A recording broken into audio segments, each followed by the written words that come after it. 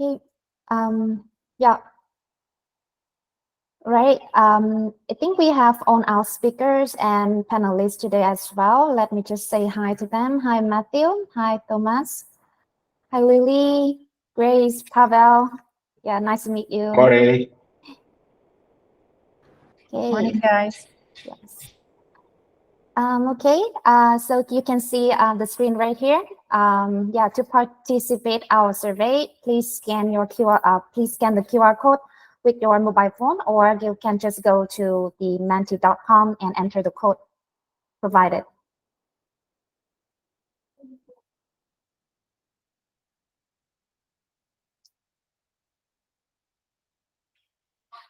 Okay, I see. Okay. Yeah, 2, 4. Okay, we still need some more to join our survey.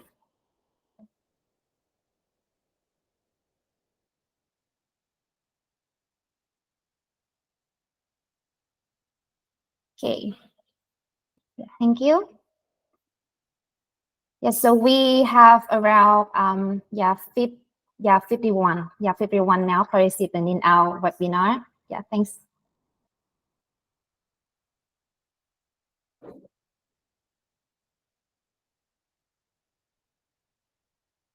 For anyone just join our webinar, so we will have a quick survey. You can go to the menti.com and enter the provided code, or you can just use your mobile phone to scan the QR code on the screen. Yeah, we'll have a quick survey in about a few minutes.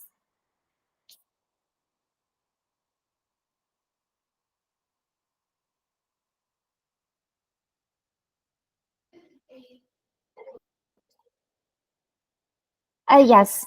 So we are still waiting some more to join, and then we can start the survey.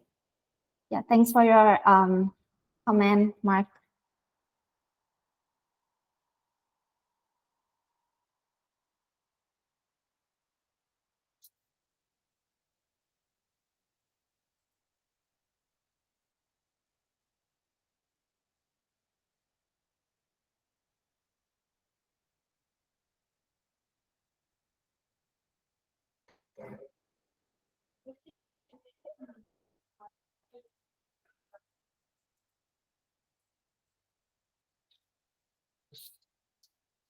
Okay, so I think we can just start the survey. Yes. Yeah, question number 1, which region are you in? Okay, APAC, the first answer. North America, wow. Europe, okay. The APAC is still, the most, okay.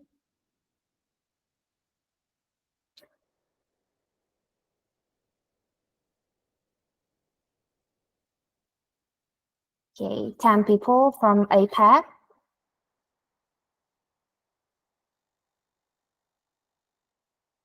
Okay, 12, 13, okay.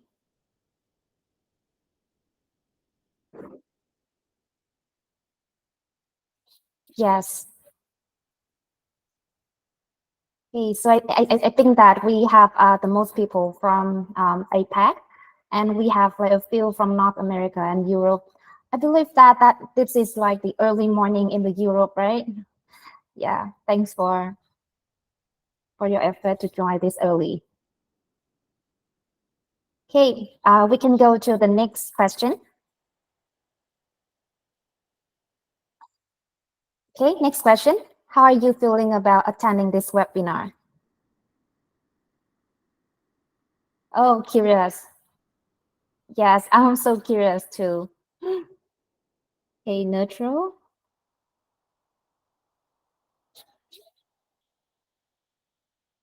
Okay.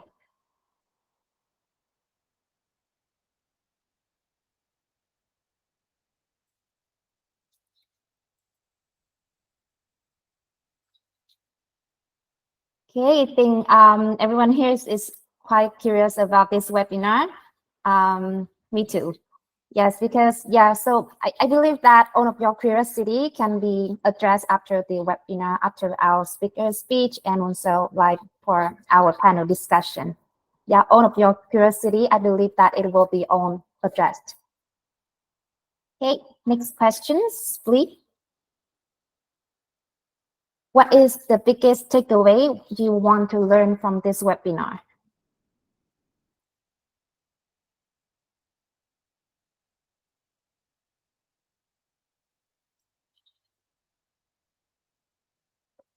Yes.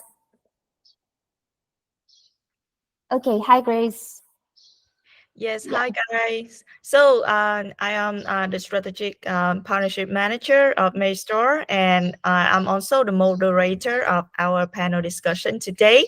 So I'm very happy that to welcome all of you, and also we can see on the slide that you are also very, looking forward to the webinar, right? So as I can see here, that most of you are keen on listening the effective omnichannel strategies which would be sure to be covered in our rich for of content of the webinar. And we also look at best omnichannel practices or showcases, as I understand. So in our keynote speeches today, we also hear a lot of case studies and lesson learned from those case studies. And last but not least, I see that the third option is omnichannel imperative in 2024. So which should be the recommendations, right, for omnichannel practices in 2024 and so forth. So no worry, all your concerns and interests are well covered in our webinar content. So stay tuned with us. Yeah. Yeah, thanks for your input, Grace. We have last question, but our very last question here. Are you ready for our insightful webinar? Are you ready? Are you ready? Because previously I see that you are excited, curious, and also very looking forward, right? Yeah. Thank you. Thank you for blooming on the reactions. Wow. Wow. Thank you. Absolutely. So I think Peggy is the time Yes. to go now. Yeah. Okay. Right. Okay. Thanks for all the answer. We are so ready for the webinar. Okay. Yes, so I think I'm gonna share my screen here. Um,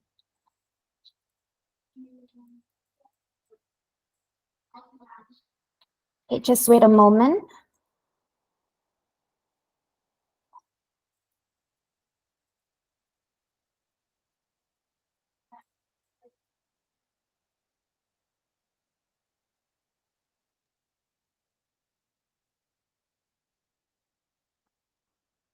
Okay. Right, so now we're on set. Let me officially greet you all. Good morning to all our attendees joining us from around the world. Welcome to our webinar on 2024's Retail Blueprint, Unveiling Omnichannel Tactics That Work. I'm Peggy, the business consultant from Maystroy, and I'm thrilled to be your host for today's session. Yes, and in today's digital landscape, mastering omnichannel strategies has become essential for retailers to thrive and stay ahead of the curve. We'll explore real-world examples, expert insights, and actionable strategies to elevate your retail game.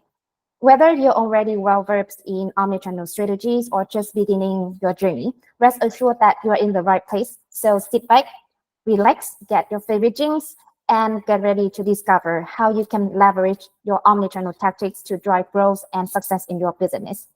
Right. So to make this webinar happen, I'd like to express my gratitude to our keynote speakers and panelists who are from different fields, and I'm sure that they will bring us interesting sharings and insightful stories regarding our webinar's topic. Let's see who they are, and please, yeah, speaker, please open your mind to say hi to our audience. Right, for our speakers, we have Ms. Lily Bui, Senior Business Consultant from Maystore, an omnichannel solution provider. Hi, guys. Okay. Mr. Matthew McClellan, Technology Partnership Manager from Dot Digital, an online marketing platform. Right, next, Mr. Thomas Pham, Product Manager from Joy Loyalty Avada, a website builder for e-commerce. Thank you. Hello, guys. Yeah, hi, Thomas. For our panelists, we have Ms. Grace Fat from BS Commerce, our moderator for this panel discussion. Hi guys, I just say hello already. Yes. Okay, Mr. Jimmy Huang, VP and Country Managers at Accentus, a CRM solution provider. Hi guys, morning. Yeah, hi, Jimmy. Mr. Pavel Gorski, CEO and founder of Tribe, a workplace platform for retail industry. Morning. Hi, Pavel. And last but not least, Mr. Mark Ray, Managing Director at Presscode Data, an e-commerce automation solution provider. Hey, everybody. Great to be here. Yes, nice to meet you too. Great, Mark. Okay, thanks again to our speakers and panelists for your presence in our webinar. I believe that all our attendees are truly looking forward to your stories and learning more insights from you. Yes, and we also would like to extend our heartfelt thanks to our sponsor. We are honored to have Avada as our gold sponsor. Thank you, Avada. We have Digital, Asantis, Tribe, and Presscode Data as our silver sponsors. Thank you all. And yes, and we have BS Commerce and ShopXR as our media sponsors. Okay, so your generous support has made this webinar happen. Thank you so much. Okay, so what's on the agenda today? Let's take a quick look. First up, we have section 1, the omnichannel imperative, presented by Lily, Senior Business Consultant from Maestro.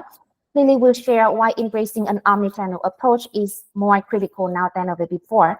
She'll be discussing shopping behaviors and the omnichannel landscape in Southeast Asia, along with foundation strategies for successful omnichannel retailing. Moving on to session 2, top personalization trends in 2024. Our expert from Digital, Mr. Matthew McFarlane, will discuss the power of personalization across the customer lifecycle, from AI to hyper-personalization. We'll give you a playbook to implement personalization and drive engagement across channels. Next, in session 3, a speaker from Avada, Mr. Thomas Fat, will guide us through the implementation of an omnichannel loyalty program.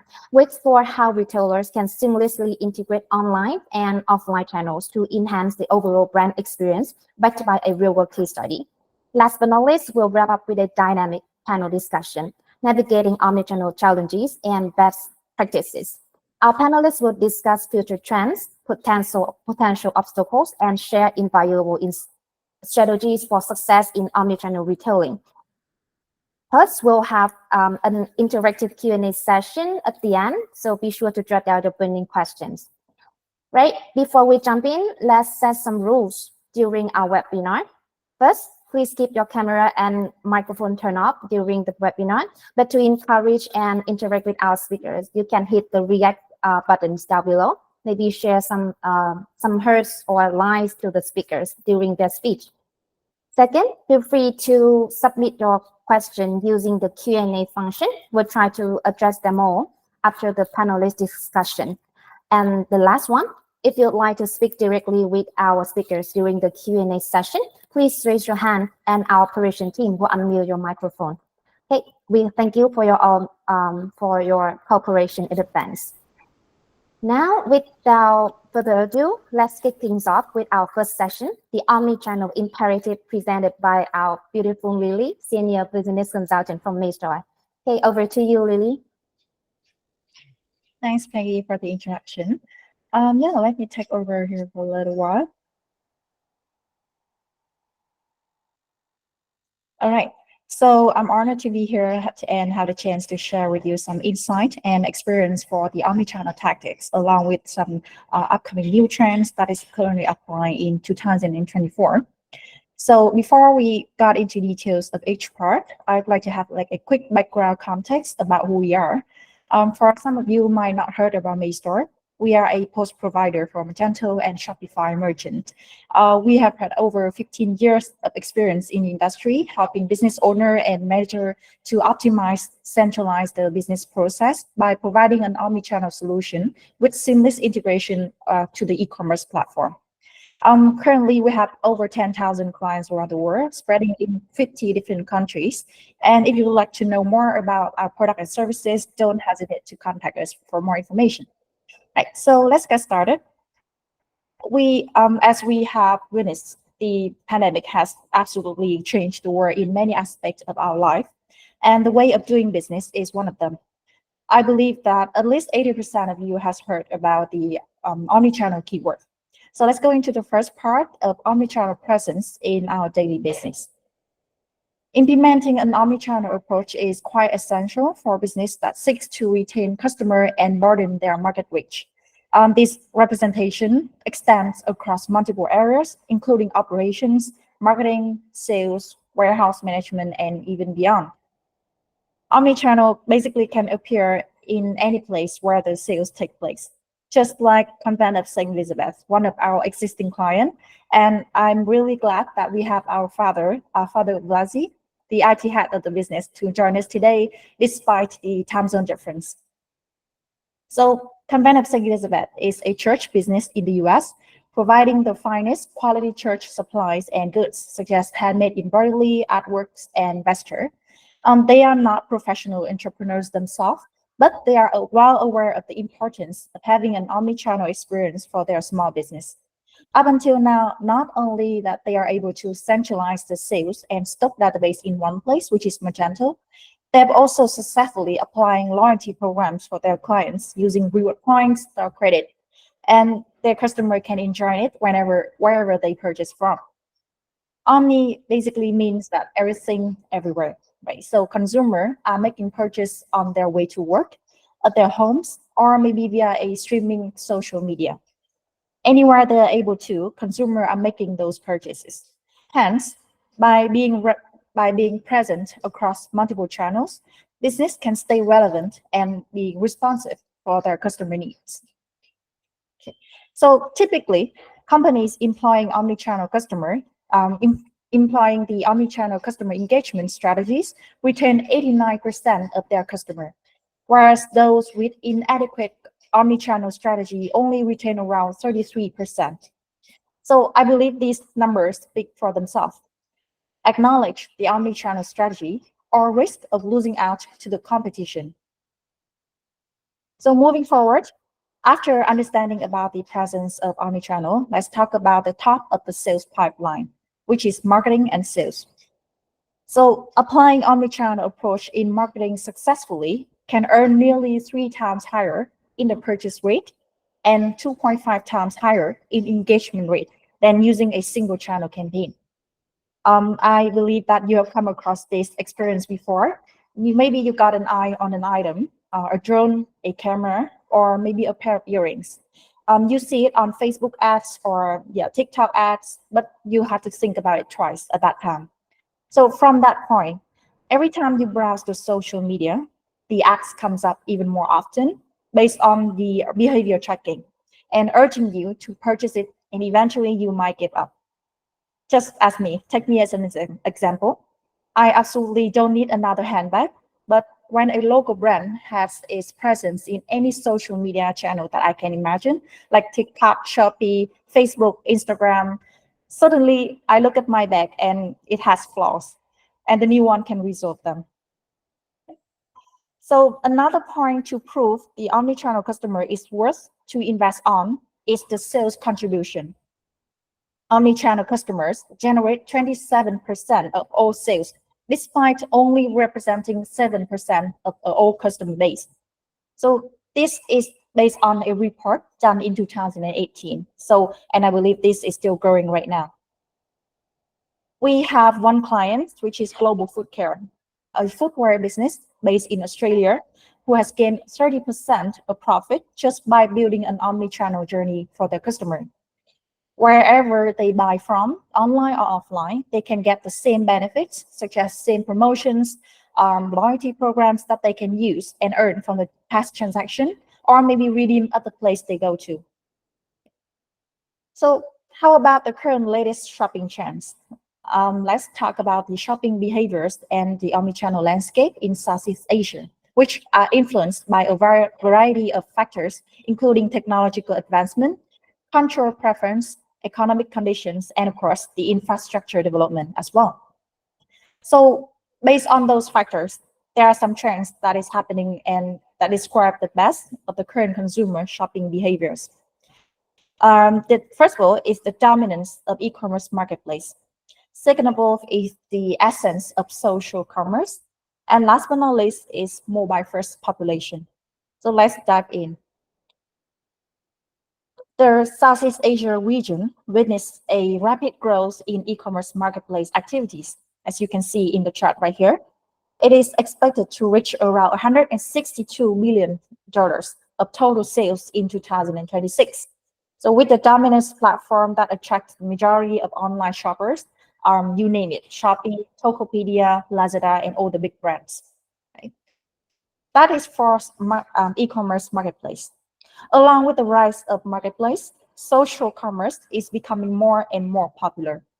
The fact that influencers on social media platforms like TikTok, YouTube, help drive 50% of online consumer purchasing decisions based on their recommendation across different channels, making them a high potential channels to generate more revenue.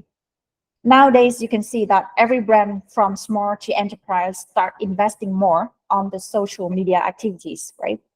Perhaps a brand ambassador from Sony camera, he can go on a photo trip, take amazing photos and post it online. His follower will sure ask for what kind of gear that they are using. We have the third chance here, that is mobile first population. The majority of population in Southeast Asia use mobile phone for multi-purpose on a daily basis, and one of which is for shopping. With the approximately 77% of online consumers opting to purchase via smartphone, they have the convenience in the palm of their hands. Mobile phones enable them to shop on the go. So they can browse the product on the For You page, on TikTok, Facebook, right? They see something they like and purchase them immediately, blurring the lines between social networking and online shopping, and especially under the influence of resale therapy, as the young generation is referring to. And despite the fact that the rise of e-commerce was expected to be the new normal in Southeast Asia, we talked about how easy it is nowadays to click and buy, but the fact that traditional brick and mortar stores still play a crucial role. Customer can browse the product online, doing some research to compare between different models or different items, right? But they perhaps still prefer to go to the store, has a consultation from the seller, and then make the decision, especially with the high value products such as electronic device, a TV, refrigerators, right? Or luxury items.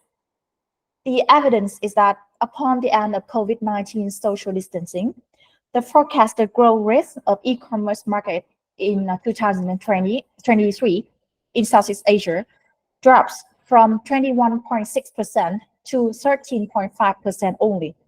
And still, 61% of consumers in Southeast Asia countries prefer having eyes on the product in store prior to purchase them online. This evidence indicates that the importance of leveraging both online and offline sales channel to unlock the full potential for your business.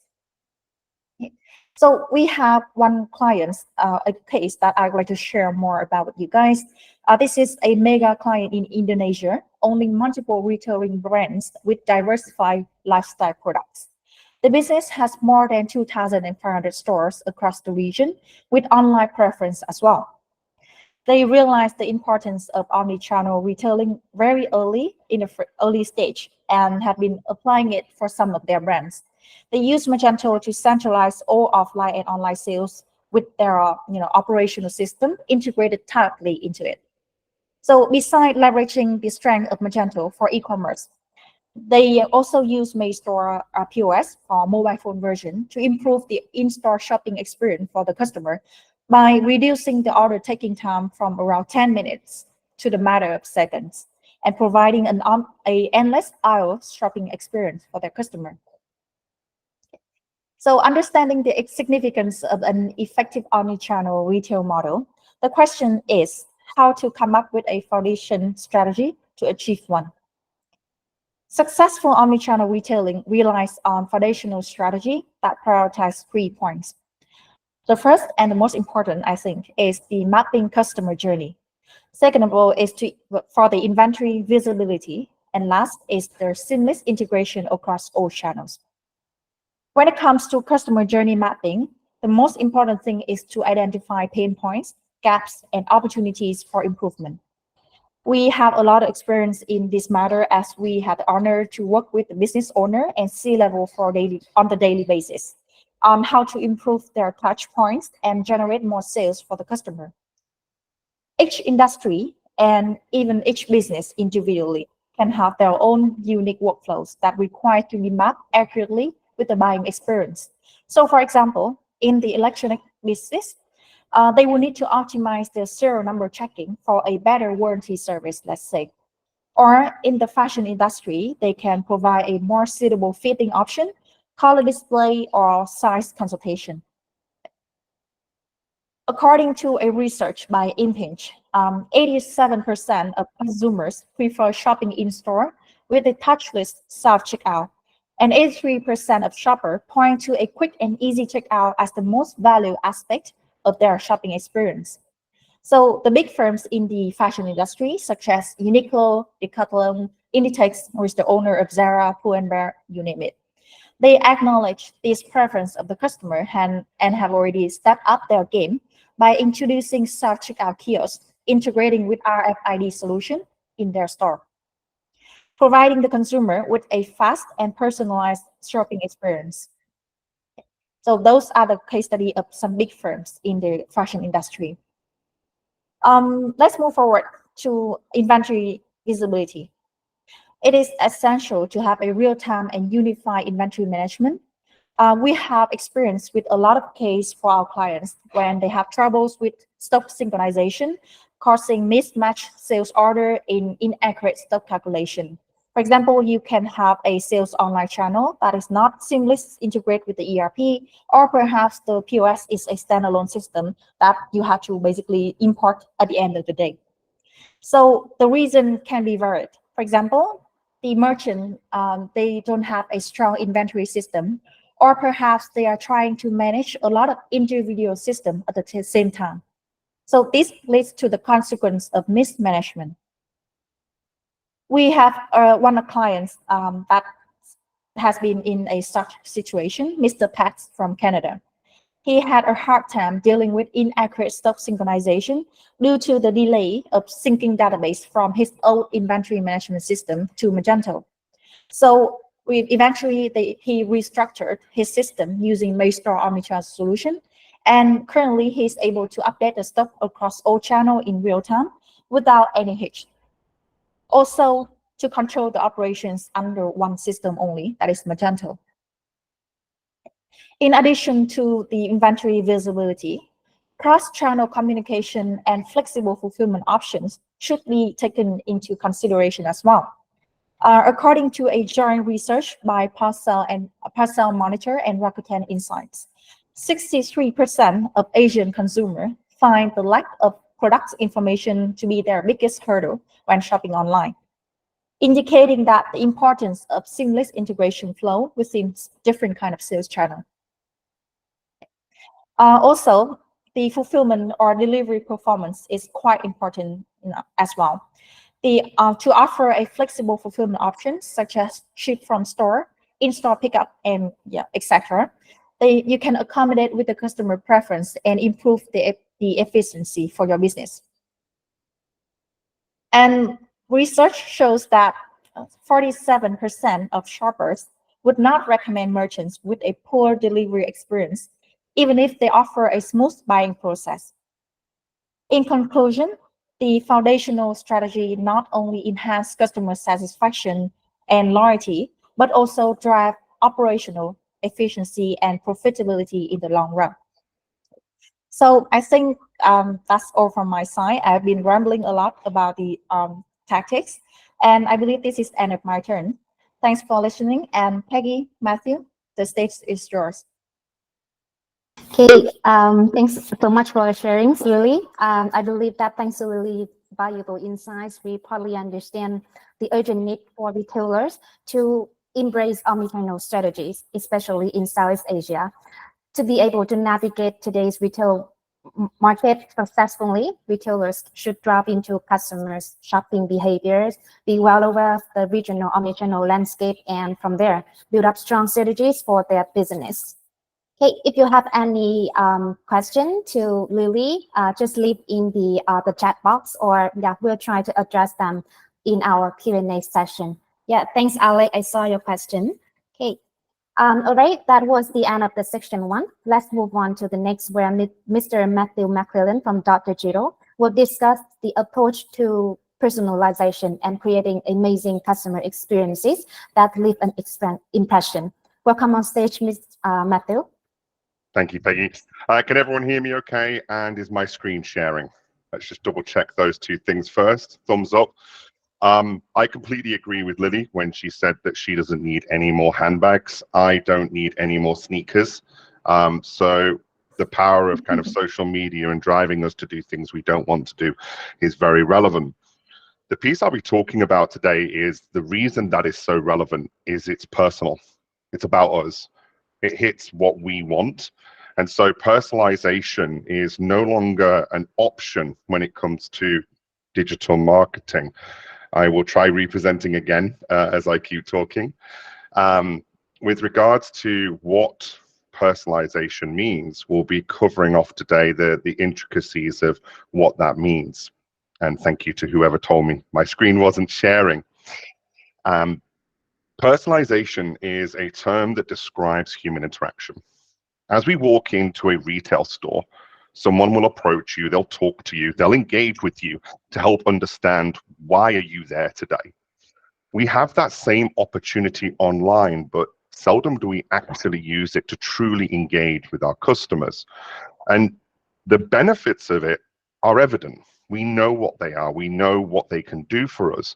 And as with most questions that I have in my day-to-day work life and personal life today, I ask ChatGPT, what are the benefits for a business when we opt to have a more personalized experience to talking to our customers?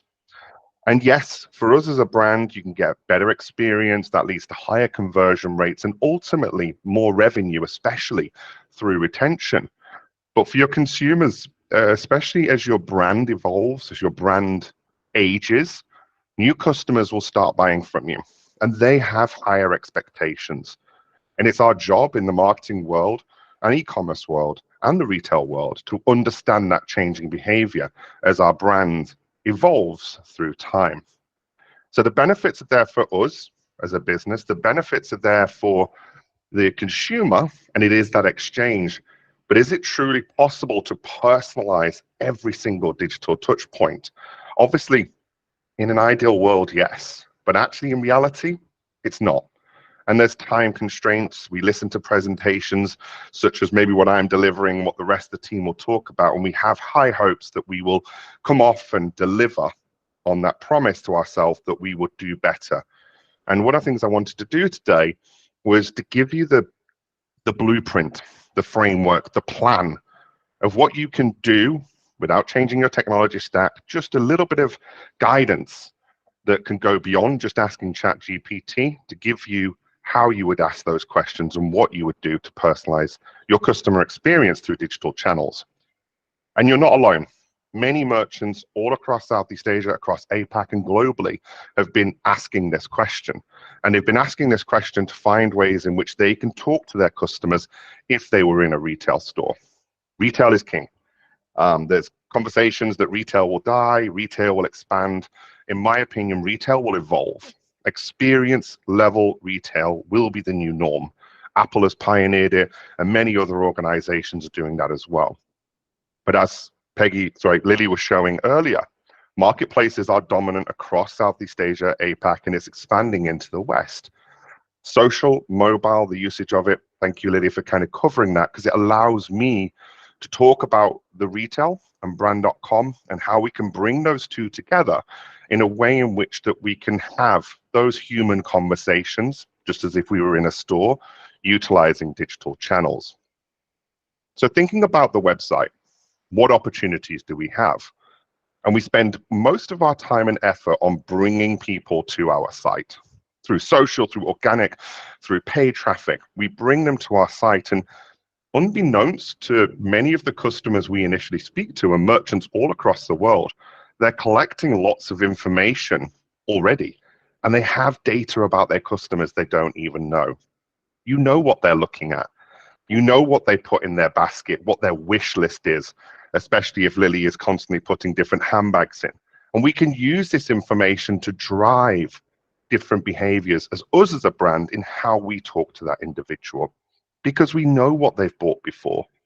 We know what they bought offline. Do they like to buy online? It's all of this data needs to be centralized and used. And that comes down to understanding kind of that customer profile. Who are they? Where do they buy? What do they like to buy? What will they buy next?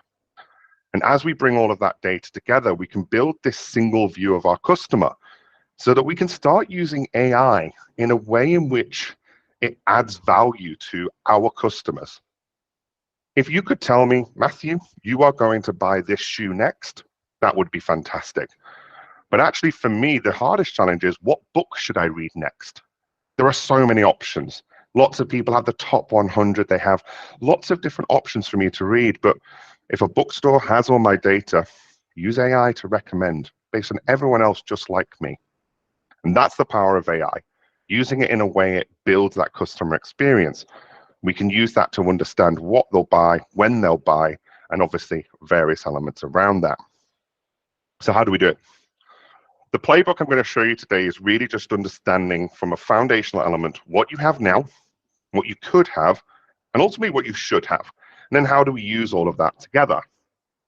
And so when we look at data, there are two key areas that all merchants today, when coming off this webinar and in the future, should look at. What do you collect about your customers that you don't know you have? Their browsing behavior, what they've looked at, but also what are they willing to give you as well?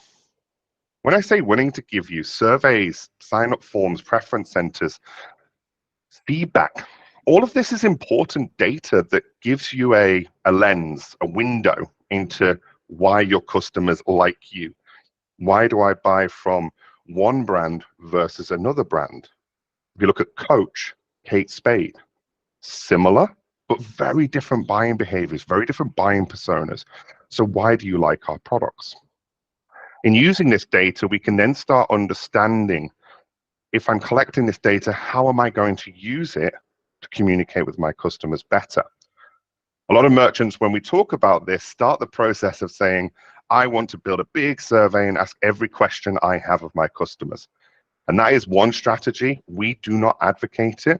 We look for customers to enable progressive profiling. Ask little questions along that buying journey that add value and experience and start building rapport.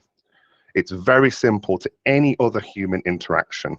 If you meet someone for the first time professionally or personally, and they just constantly ask you questions, we're going to retreat away. That's human behavior. Just because we're using digital channels doesn't mean we have to forget that. And when we look at the kind of comments earlier from Lily, the majority of the people potentially on the call today, they're based on the data, 50% of you have retail only. 50% have online as well. But the retail only, you are collecting more information than you know, especially with in the Philippines, Malaysia, and some of the Southeast Asia countries.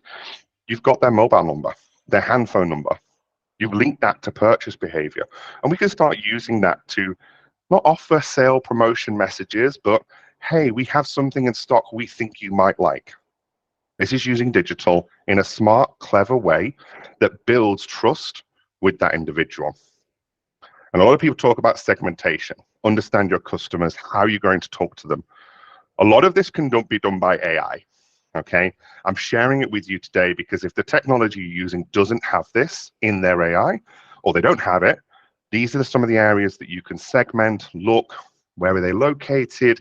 You know, do they have a favorite type of product to purchase? I showed mine being sneakers. What are they going to do next? You can also use automatic segments looking at different variables. RFM is a very simple model.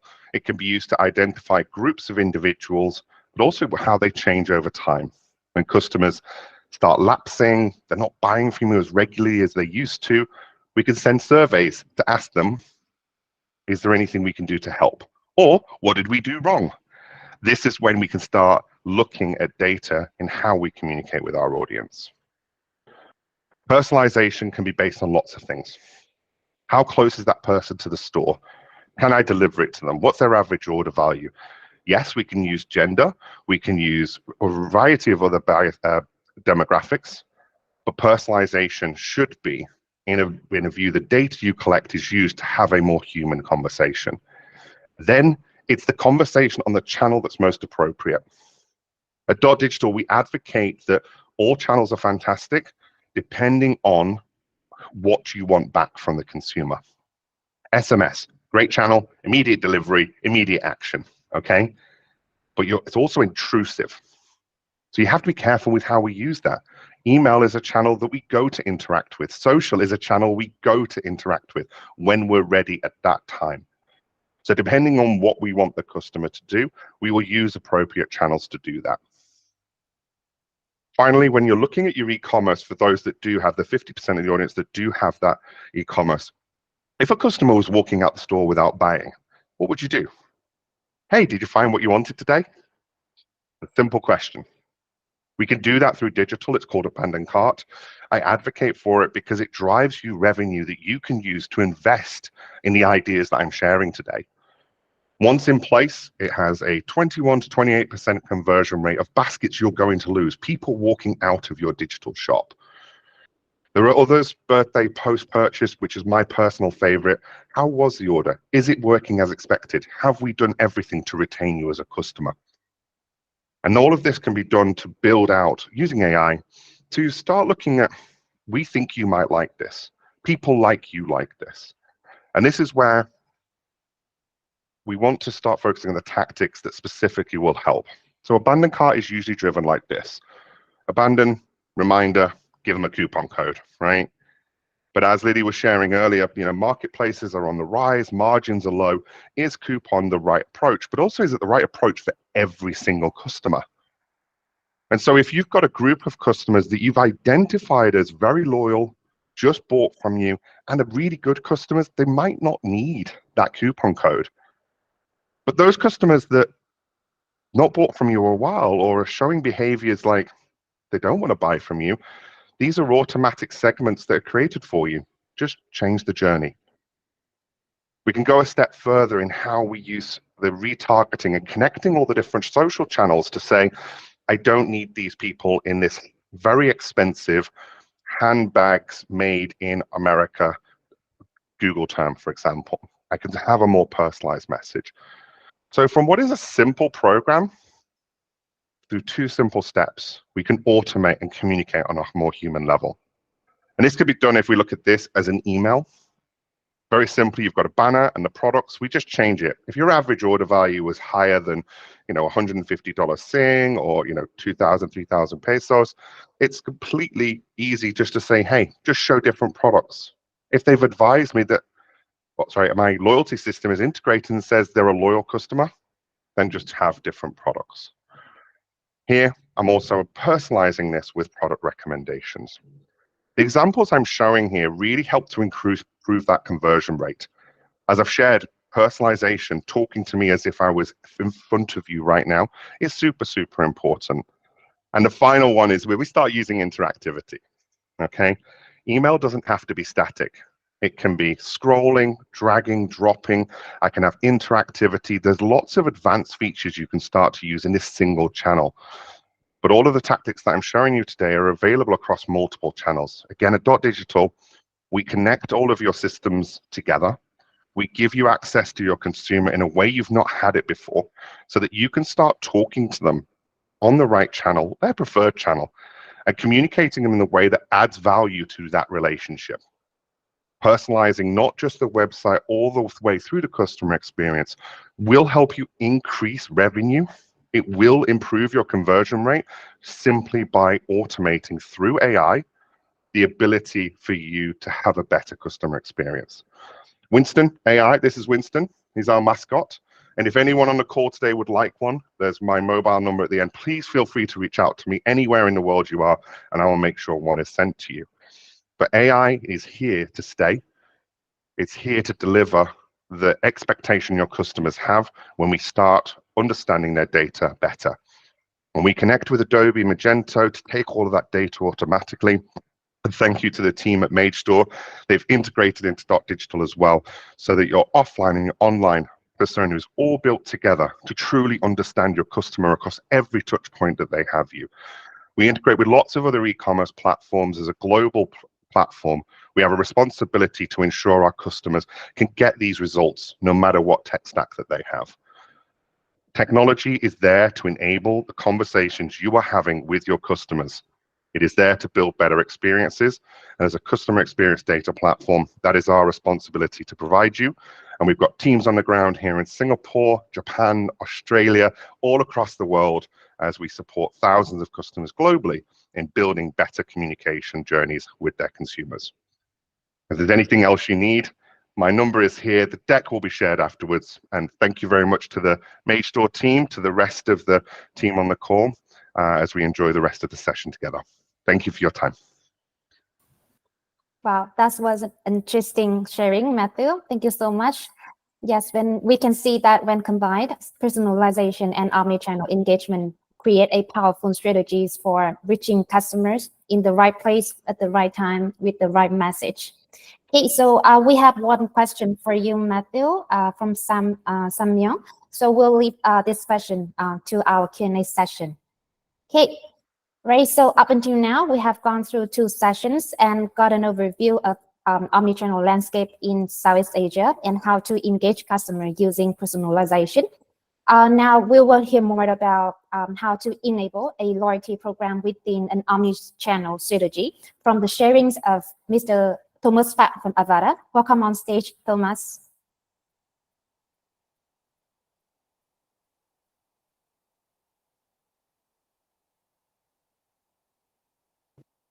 Hello, you guys. Can you see my screen? Yes, we can see you. Awesome. My English is not very good, but I will try my best to deliver the insights and case study that we have with Joy Loyalty. And to begin with, hello,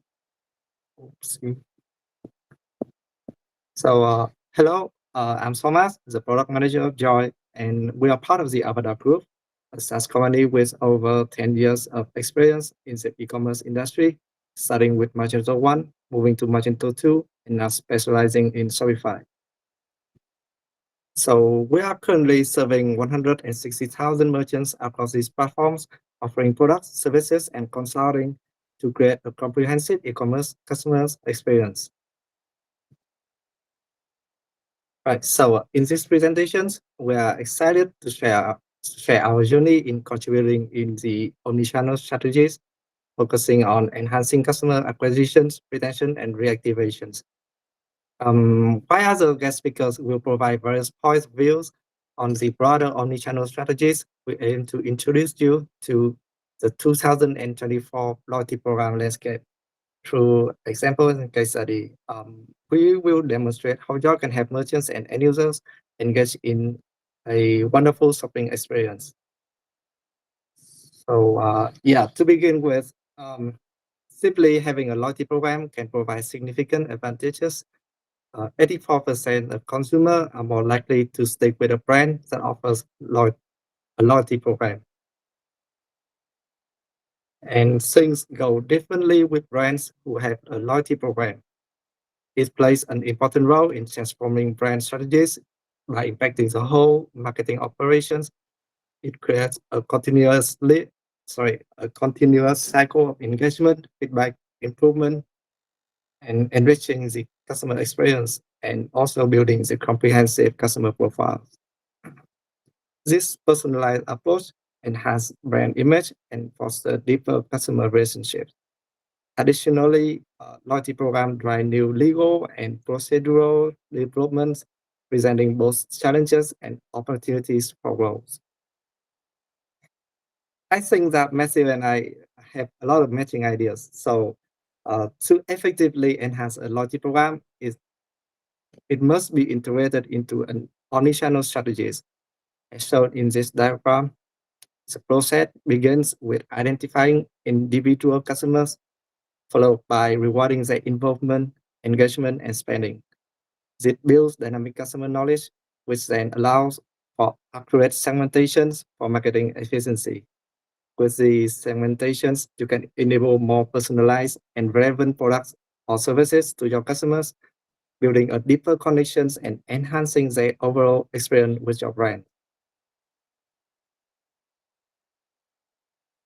And there's some stats that I want to share with you. You may have seen this stat before. You can find it everywhere that mention the effect of a loyalty program. An average of 4.9x return on investments for a loyalty program.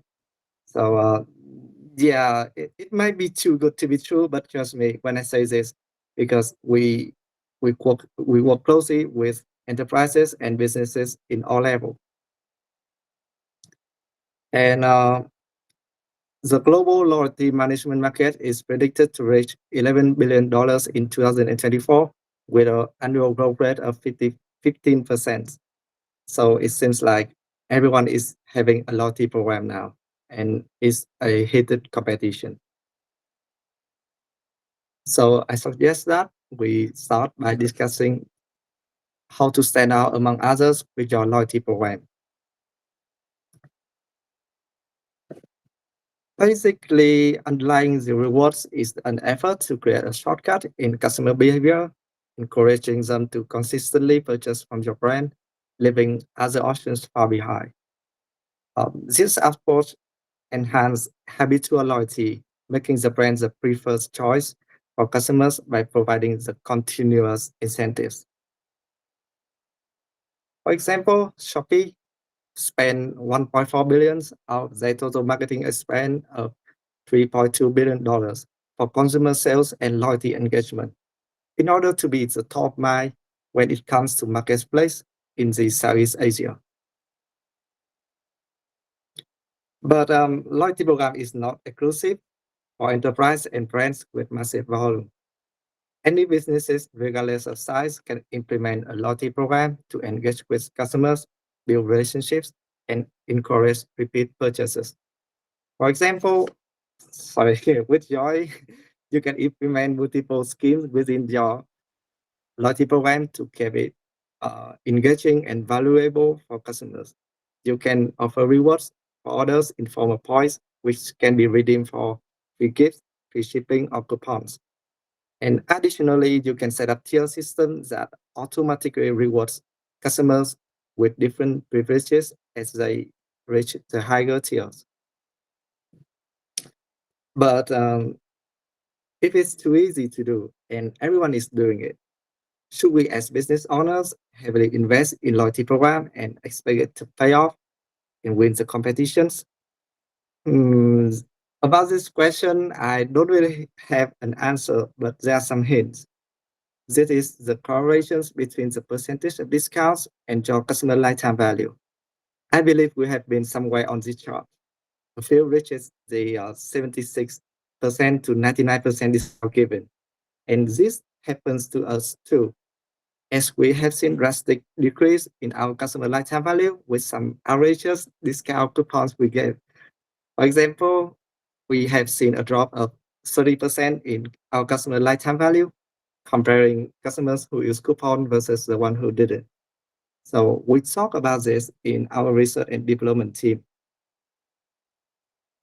If you rely solely on giving discounts and hope your customer will be loyal, they will end up being loyal to the discount, not to your brand. So I use Shopee as an example because I believe that it is what happening to Shopee. And also, I want to talk more about these correlations. 15% discount received at conversion may lead to 20% increase in monthly revenue churn. So at the moment, your question might be, how much discount is just enough? Or maybe what is the magical number? Sorry, it's just a trick questions because the questions always be, how can we create a wonderful shopping experience? How can we make visitors into buyers, buyers into loyal customers, and loyal customers into fans who are willing to introduce you to their families, their friends, their colleagues, and everyone around them.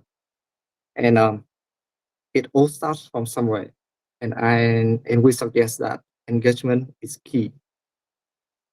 And also the magical number is 2% to 5%, but let's save it for the Q&A session.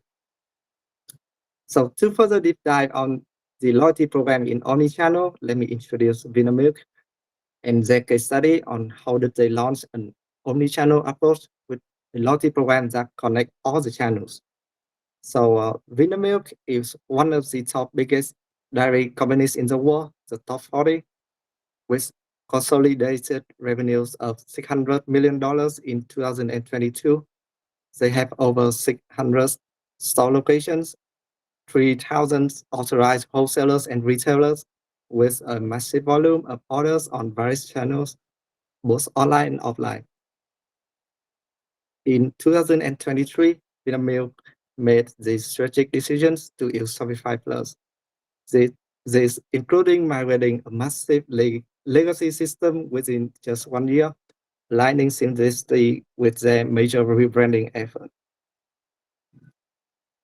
So the problem is, besides a legacy system, Vinamilk initially operated with a fragmented multi-channel approach. They lacked an unified customer experience. Their POS was outdated. It even had its own separated loyalty scheme, and they had no data from customers who buy from retailers. So the goal is to consolidate customer information from all channels into a single comprehensive database. And the second goal is to launch a cohesive loyalty program that engages customers across all platforms. And the last goal is to collect and analyze data from customers from various retailers, including supermarkets, convenience stores, and traditional stores. So for their loyalty program, Vinamilk adopt a digital-first approach by launching their new reward system on their website. This website features the updates branding and an interactive design, enhancing customer engagement and aligning with their new branding.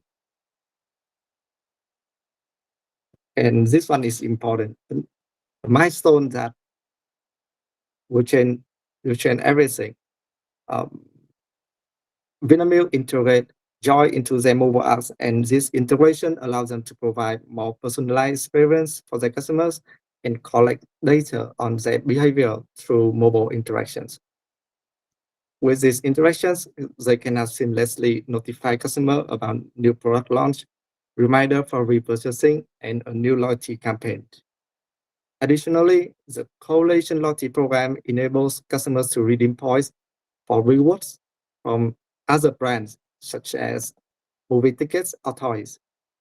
They also launched non-traditional loyalty campaigns, such as offering free concert tickets for members in order to create rewards and engagement that is truly valuable and enjoyable. This is an ongoing project, and while we are currently consulting Vinamilk team on launching their new POS system, Joy has already enhanced Vinamilk mobile apps with features that reward customers for purchase made at supermarkets, convenience stores, or traditional stores. No matter the touchpoint, Vinamilk can seamlessly opt customers into their loyalty program by using their apps to scan QR code from scratch cards. On the right, you can see how the scratch cards work with QR code scanning and points earning. Now, each one of their loyalty customers has a profile and footprints across channels from online to offline. So what you are seeing is Vinamilk apps introducing their new loyalty program, and from a branding perspective, what Vinamilk is doing is like sending a friend request with a nice to meet you message. The results is, for the last 6 months, they have achieved 450% return on investment with over 30 million loyalty engagement in the last 30 days. I'm really excited to discuss Vinamilk and Joy mindset and insights on this cooperation in the Q&A sessions. There are a lot behind the scene, and there are things that Vinamilk choose not to include it in their loyalty program. However, if we had to wrap things up, key takeaways are too much discount, kill branding and loyalty. Engagement is key. It's fuel optimizations, customer profile and segmentations, which leads to deeper customer understanding and personalizations. A loyalty program enhances your branding strategies. It can change your brand voice and tones from straight up talking about discounts to a two-way conversation with the customers. A tip is to integrate your loyalty program to your CDP or CRM to create a constant feedback loop and data enrichment. And one more thing, I don't have the I don't have the time to discuss, but emotional loyalty is better and also riskier than lifestyle loyalty. Lifestyle loyalty is better than habitual loyalty, but you know what they say, high risk, high return. And to finish my part, I believe I can share with you some inspirational ideas that could help create new, interesting engagement with your customers.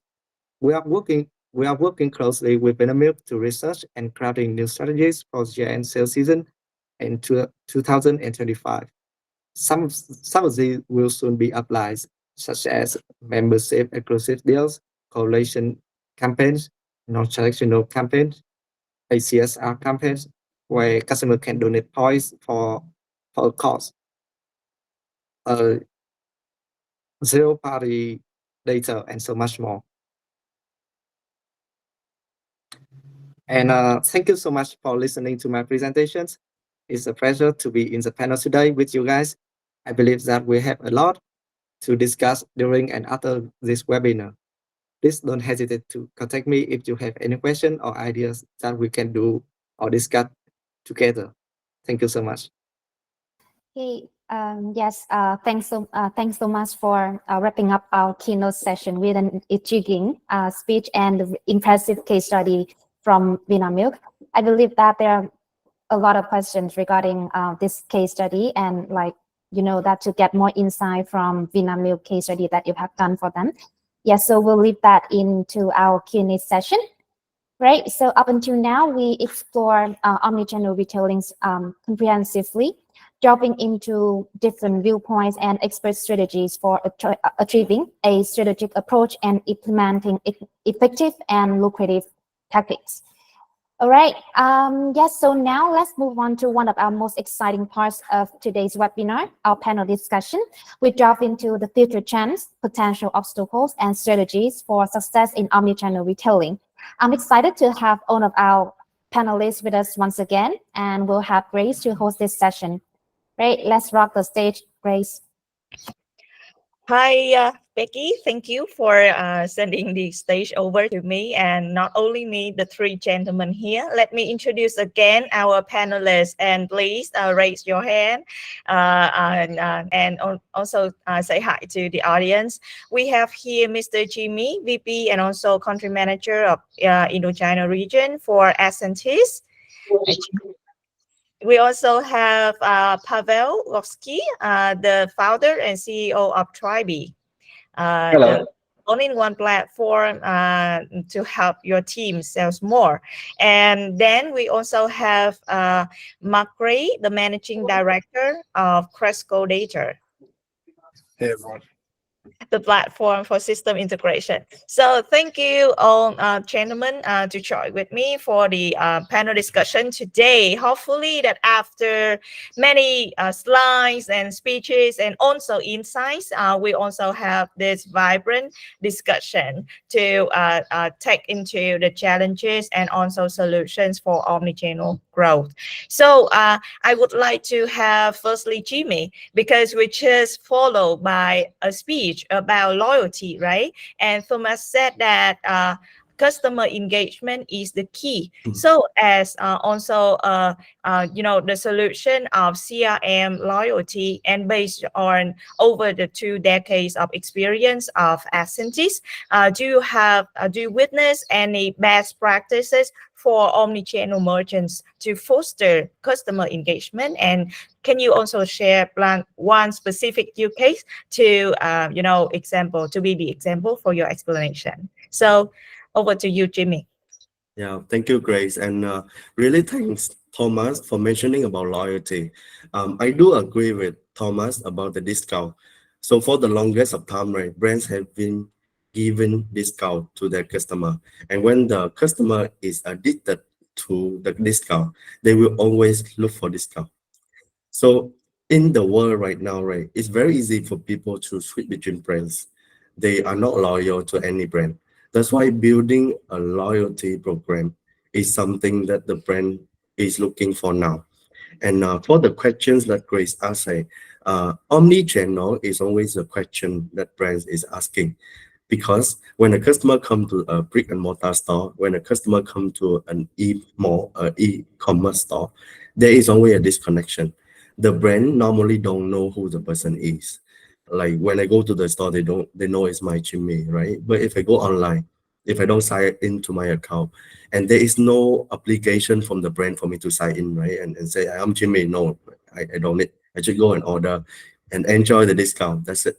So loyalty is the one help us to connect the dots, where we connect the e-commerce system, whatever the mini app you're doing on Shopee, Lazada, whatever the sale you are doing at the brick and mortar store, it will help you. Because as a loyal customer, right, I need to identify myself to say, oh, I am Jimmy. Because if I am a Jimmy, I will be able to get the benefit from the store. I will get the personalized experience. I will get the personalized recommendation like Matt shared before. So that is the only way that I can get it. If I don't log in, if I don't sign up as a member to the brand, I will not be able to do that. And there is a benefit that I will enjoy from the brand. And that will help the brand to foster the engagement. The engagement you give to the customer will be more personalized. You will not give discount voucher, coffee voucher to a tea lover, and vice versa. Just an example for us to say, right? So in terms of best practice, I think loyalty is something that the brand should be looking for to do. And to do loyalty, just 3 pointers: acquire them, grow your member, and retain them. That is the key 3 pointer to maintain your customer.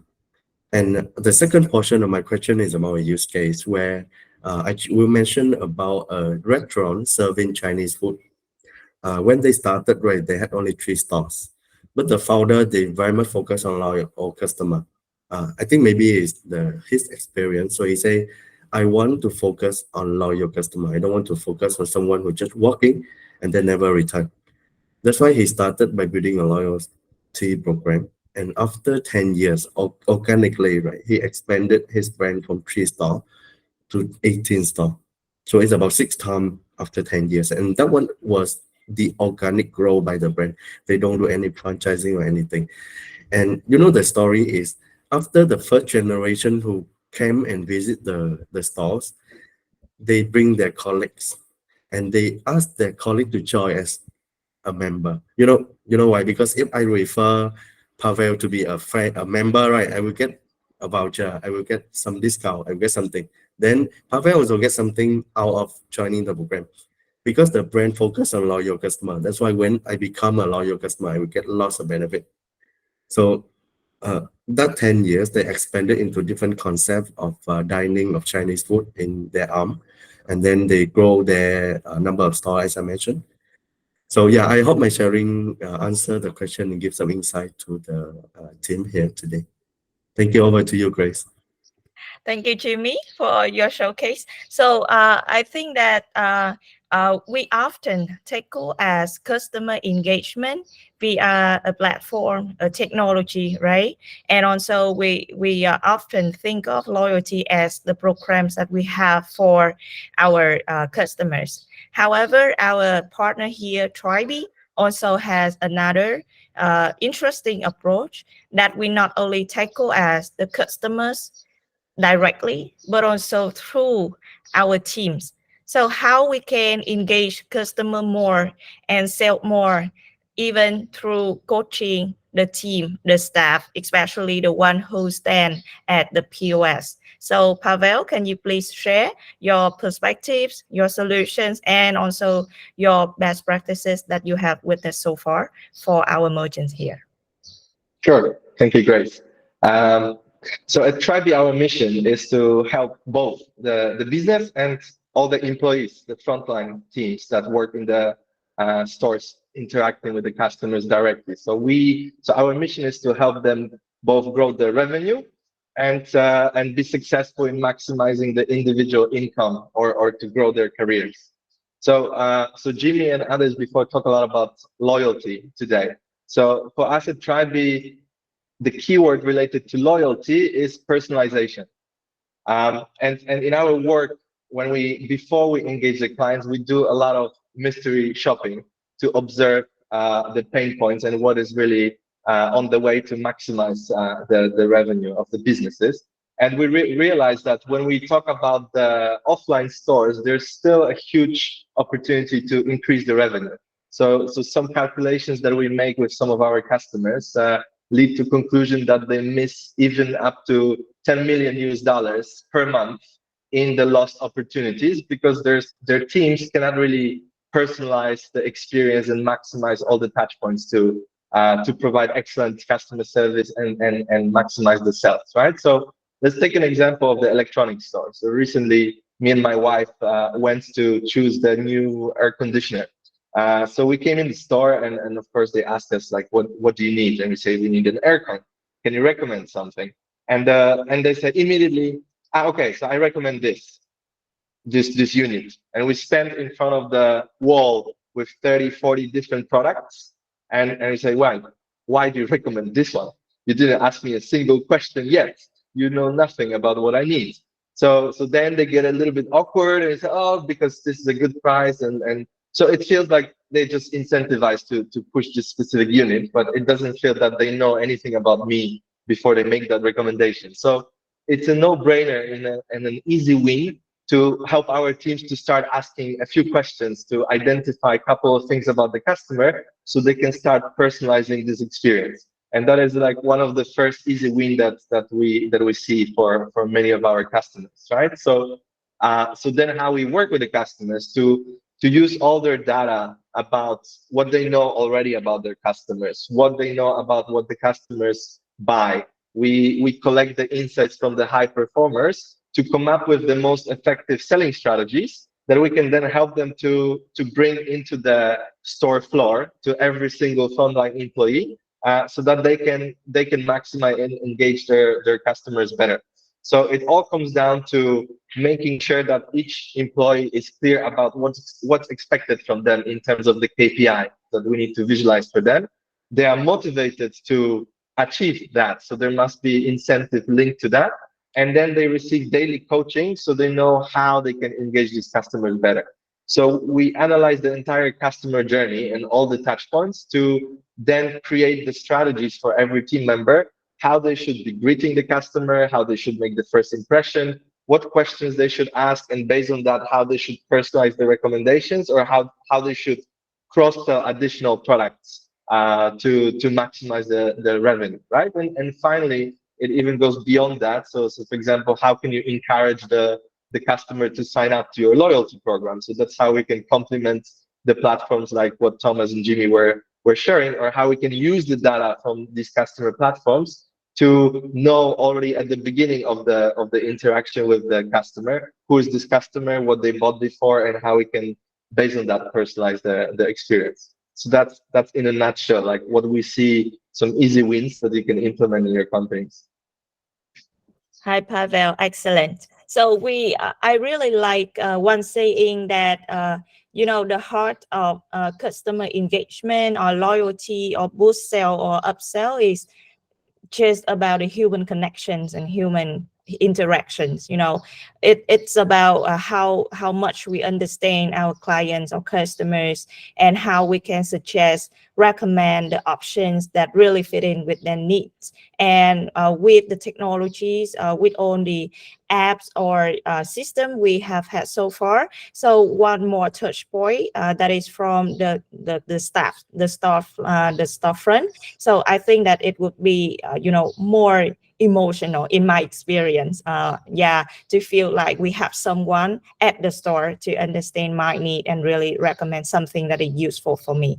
So, can I add one more thing there? Like, I think to what we were just saying, I think what we realize also is that if we don't do that, then like, or what the teams usually refer to is just explaining the product knowledge from the product specs that they have on paper. But what does the customer feel? Yeah, but I can check that online. I don't need help to check the specs, right? So they leave confused, and they say, okay, I'll go and I'll check online, and then I'll decide. I'll do more research, right? So you lose this customer, and then the next time when they make the decision, they will just come to the brand, to the store that is the nearest and most convenient, which means not necessarily your store. So you're not only losing this transaction today, but you're also losing the chance to lock in this customer for life, because they feel, oh, these guys always give me a great advice, so I'll keep coming back. And that is really the total value of what you can get. Great point, Pavel. Thank you for all your sharing and practices. So we also have one gentleman here. Why? Because we talked about omnichannel success and loyalty and many activities across the channels.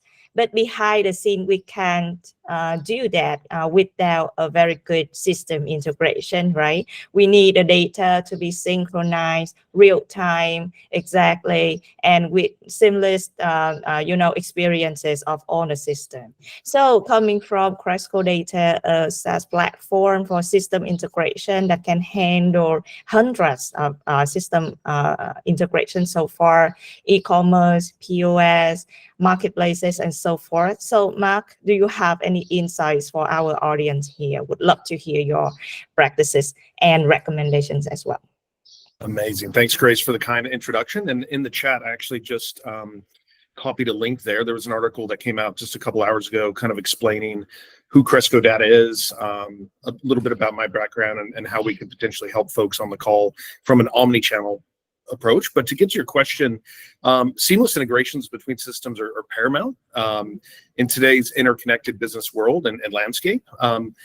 Really, the ability to connect front end and back end, online and physical bricks and mortars is paramount. There's so many opportunities out there that we've heard about today from the other speakers about how you can capture a customer, how you can engage with them, create loyalty, create sales.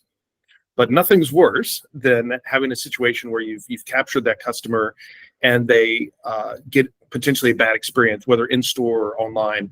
And a lot of those bad experiences can be created from really just data flows. So, or having incorrect data flows. One example of that would be not having real-time inventory that syncs between your online store or even a marketplace or social channel that you may be selling on, and not having that sync up in real time with the point of sale system with your bricks and mortar.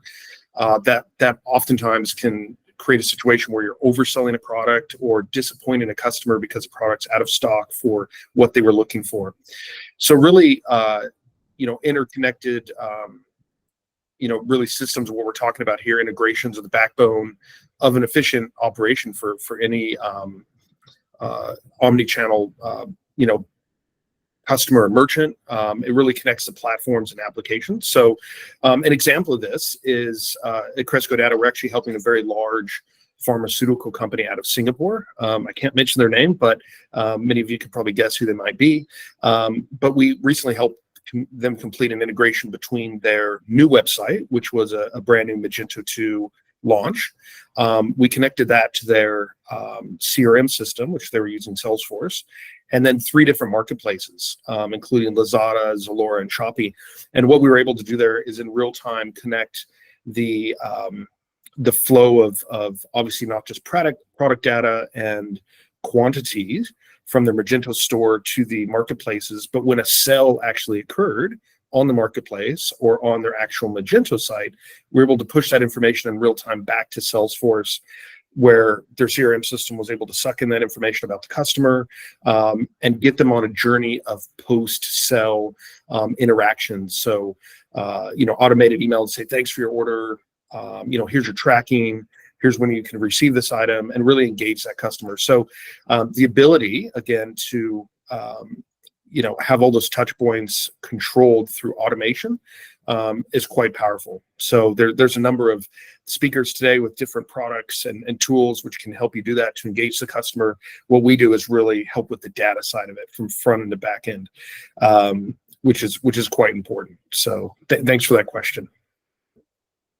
Thank you. Let's continue with you because I'm interested in the behind the scene, something behind the scene, right? As you can see that you have fostered the advancement of system integration, and your technology, as I understand, has to be updated continuously to come up with the new inquiries in terms of the data integrations. So what do you witness of the trends of 2024 and so forth for all the merchants and also many technology partners here to be well aware what should be the trends or the updates that they all should own capture to make sure that they get updated with the today market?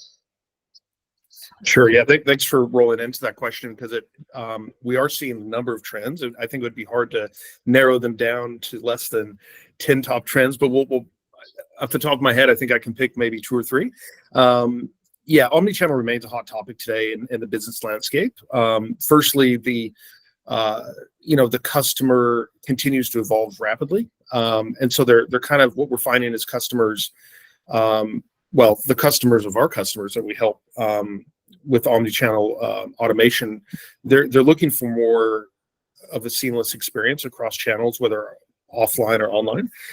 So what we're finding is that merchants are, there's a lot of interest and it's very sexy right now to talk about AI and automation. But what we're finding is simple investments in AI and automation technologies are quite easy to turn on. So we're finding that's of interest to everyone right now. But how do you harness that without spending too much money and kind of going down a rabbit hole, getting distracted from your core competency of focusing on the customer, giving them a good experience? So I think the trend that we're seeing is, and what we would encourage is for merchants, brands, and retailers to really personalize their experience at scale. So you don't have to spend a lot of money to trial AI platforms out there. There's a lot of free tools that can enable that for you. So we recommend to really just go out there and test a few. Again, you don't have to have a whole team that's spending time on AI,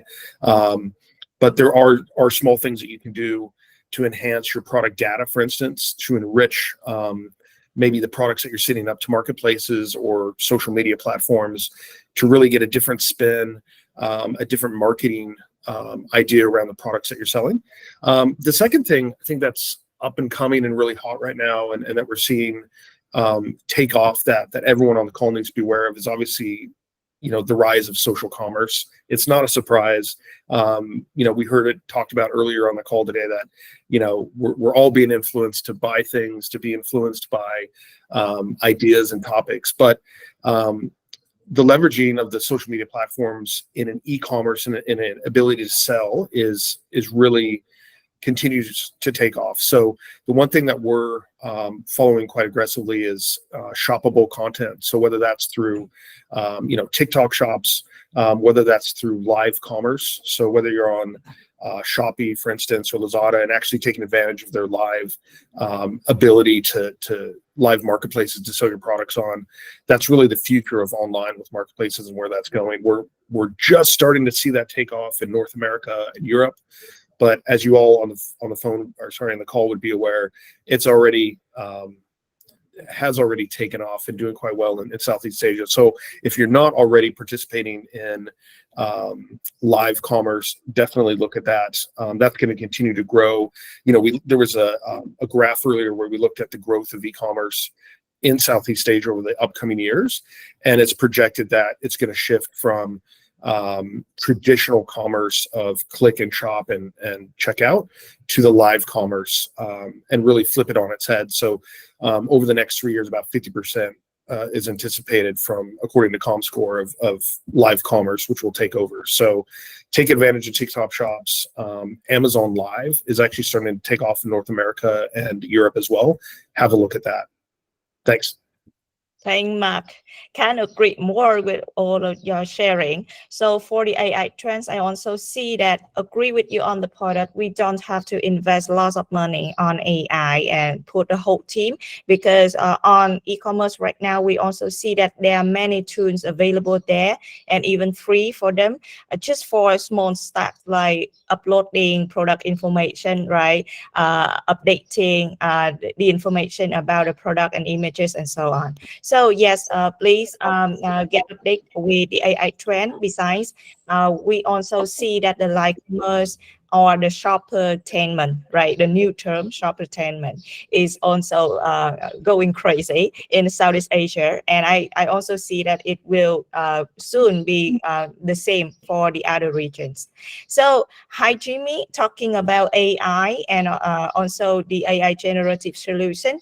I can also see that your solution also be incorporated with AI somehow, right? So do you have any recommendations following the recommendation by Mark? Yeah. Okay. So in terms of AI, right, I do agree with Mark. If you want to try AI, go with free one. Go with the trial one. If you go Google and do a search, right, you can find like $10 a month. Like ChatGPT is only $10 a month, or some other very focusing on designing. And if recently you watch the latest video from OpenAI, you can actually do a live real-time communication with the latest ChatGPT already. That was awesome and mind-blowing. Okay, so in terms of solutioning, right, I think Ascentis is also our partner. We are incorporating two things into our solution, which is the generative AI for content and images. So for the longest of time, right, for marketer, when you are doing a content and email, sending to your people, to the target recipients, or sending SMS or push, you will need to hire someone, or you need to pay for someone, some agency, to generate the content for you, and then generate the image for you. That are the two high demanding demand that we see, and then we incorporate it into our system, where you can actually, at the time when you prepare an email template, you can generate the content for yourself, and it has different style. You want it to be formal, you want it to be casual, or you want it to be Gen Z focused. You know, Gen Z is like a big thing for now, the brands are looking for, right? So that will help you to generate the appropriate content, appropriate image, and to what the recipient that you're targeting for. So that are the two capacity of AI. You know, like AI is a big thing. Everyone is looking for AI, but we are very specific. Now, I think from S&D side, we are helping our brands to do the generative AI for content and for image for now. And we are looking into the next one, which is the video one, which we hope we can do some video generation for our customer as well. Thank you, Grace. Hi, Jimmy. Thank you for all your recommendations. So, Pavel, talking about AI or technology, I'm thinking at your business and solution. So, it's a combination of it's a sweet box between technology and human interaction, right? So from your perspectives, what are your recommendations for our audience here in terms of the trends of 2024 and so forth? Sure.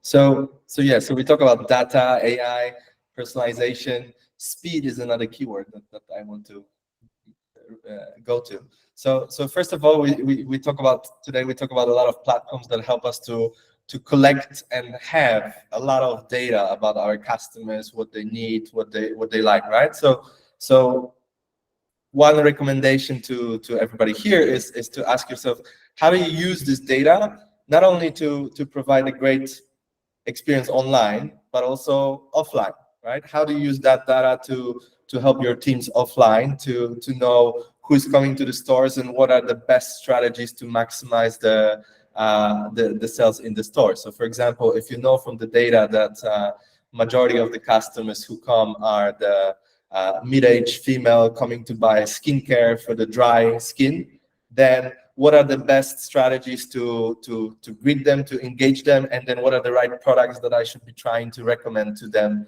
as well, based on the historical data of what they typically choose, right? And data will help me to prioritize which strategies I should communicate and focus on for my team. Because working with the frontline team members, the key is how to keep everything simple and easy to apply immediately, right? So what is that 1, 2, maximum 3 messages that I want to send to my team today that they will apply today to maximize the result and build up their confidence and ability to engage customers better, as we know that there's such a high turnover usually in the retail or F&B space offline, right?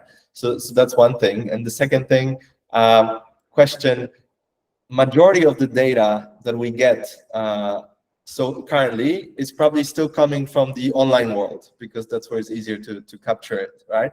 But majority of the revenue, 80%, even 90% of your revenue, may be still coming from the offline channels. So what systems can you put in place to start collecting the data from the interactions that your teams have with the customers offline, so that it can enrich your overall data, that you can strengthen your strategies for both offline and online channel.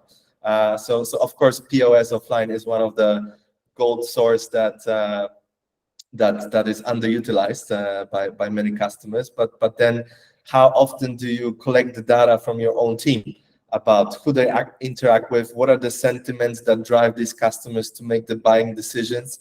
And that's what we found is also very powerful to enhance the messaging that we create for the clients to use in their online channels as well, right?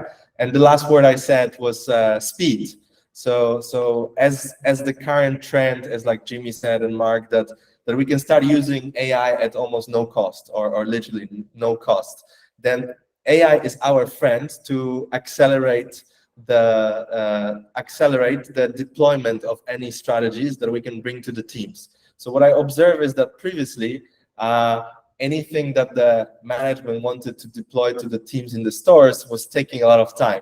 If I want to change the incentive scheme, we think and we plan and we do it for 6 months or 1 year until we really deploy it. If we have a new product, how long does it take until every single team member understand this product and how to engage customers to start selling it, right? Or preparing the new communication materials, new coaching materials. So all that was taking time. So the good news is that it doesn't take time at all at the moment if we smartly use the tools that are available even for free right now. So that's the final observation and recommendation that we have, and I hope it helps. And we are always happy to support and go on the journey together with you.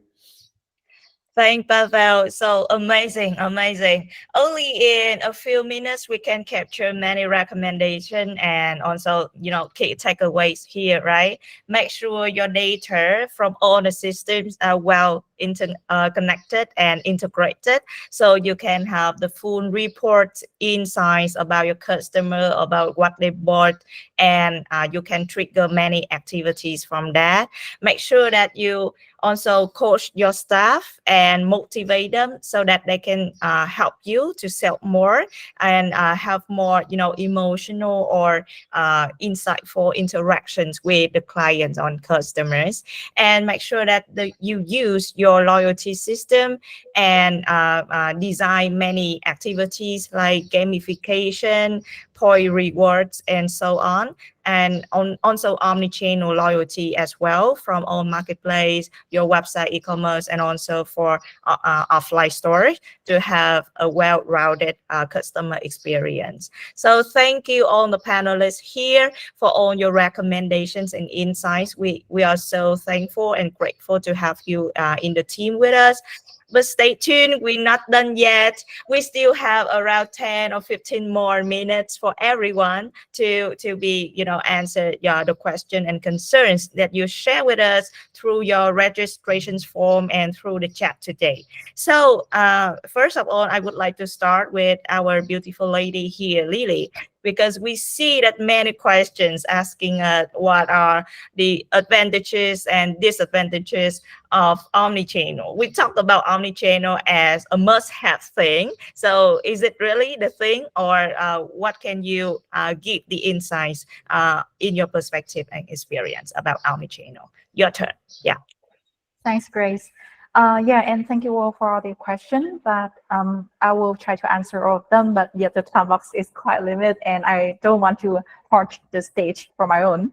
So yes, I will answer the question. First of all, is the let's talk about the advantages and disadvantages, or the obstacle challenges that you can have when trying to implement an omnichannel experience. So for advantages, I believe that we have talked about it all day today already. So all the speaker and the keynote speaker and panel discussion has been showing you what is the the advantages, right? What is the benefit that can bring to your business once implemented.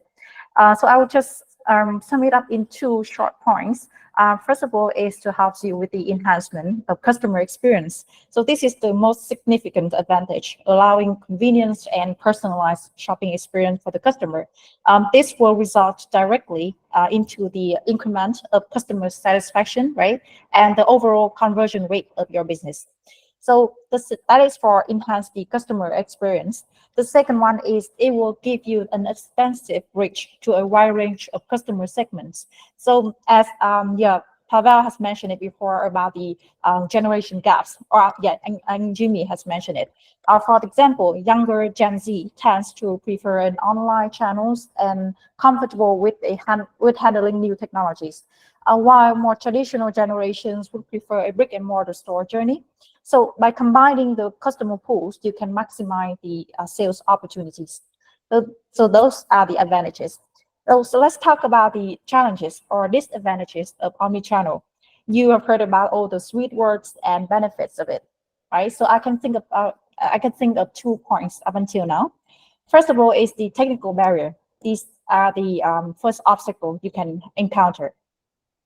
The benefits of adopting an omnichannel is appealing, right? But hiding behind them are the hardship of establishing an effective strategy and the difficulties of running it smoothly, maintaining them. Technical efforts are required for creating a seamless connection between channels or system like CDP, CRM, ERP, etc., right? As well as maintaining all of these giant systems. And of course, here today we have Mark from Cresco Data, who is the provider that can support you with this on an expert point of view. But these technical barriers will lead to the second point, that is a large initial investment cost. I think this will be the most popular obstacle for business owner when they first encounter or heard about omnichannel or trying to implement them.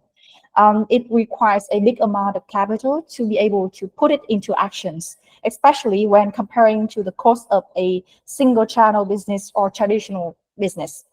And of course, you might think that this will not hands out the fruit of the business in a short period of time. It will be a long-term run.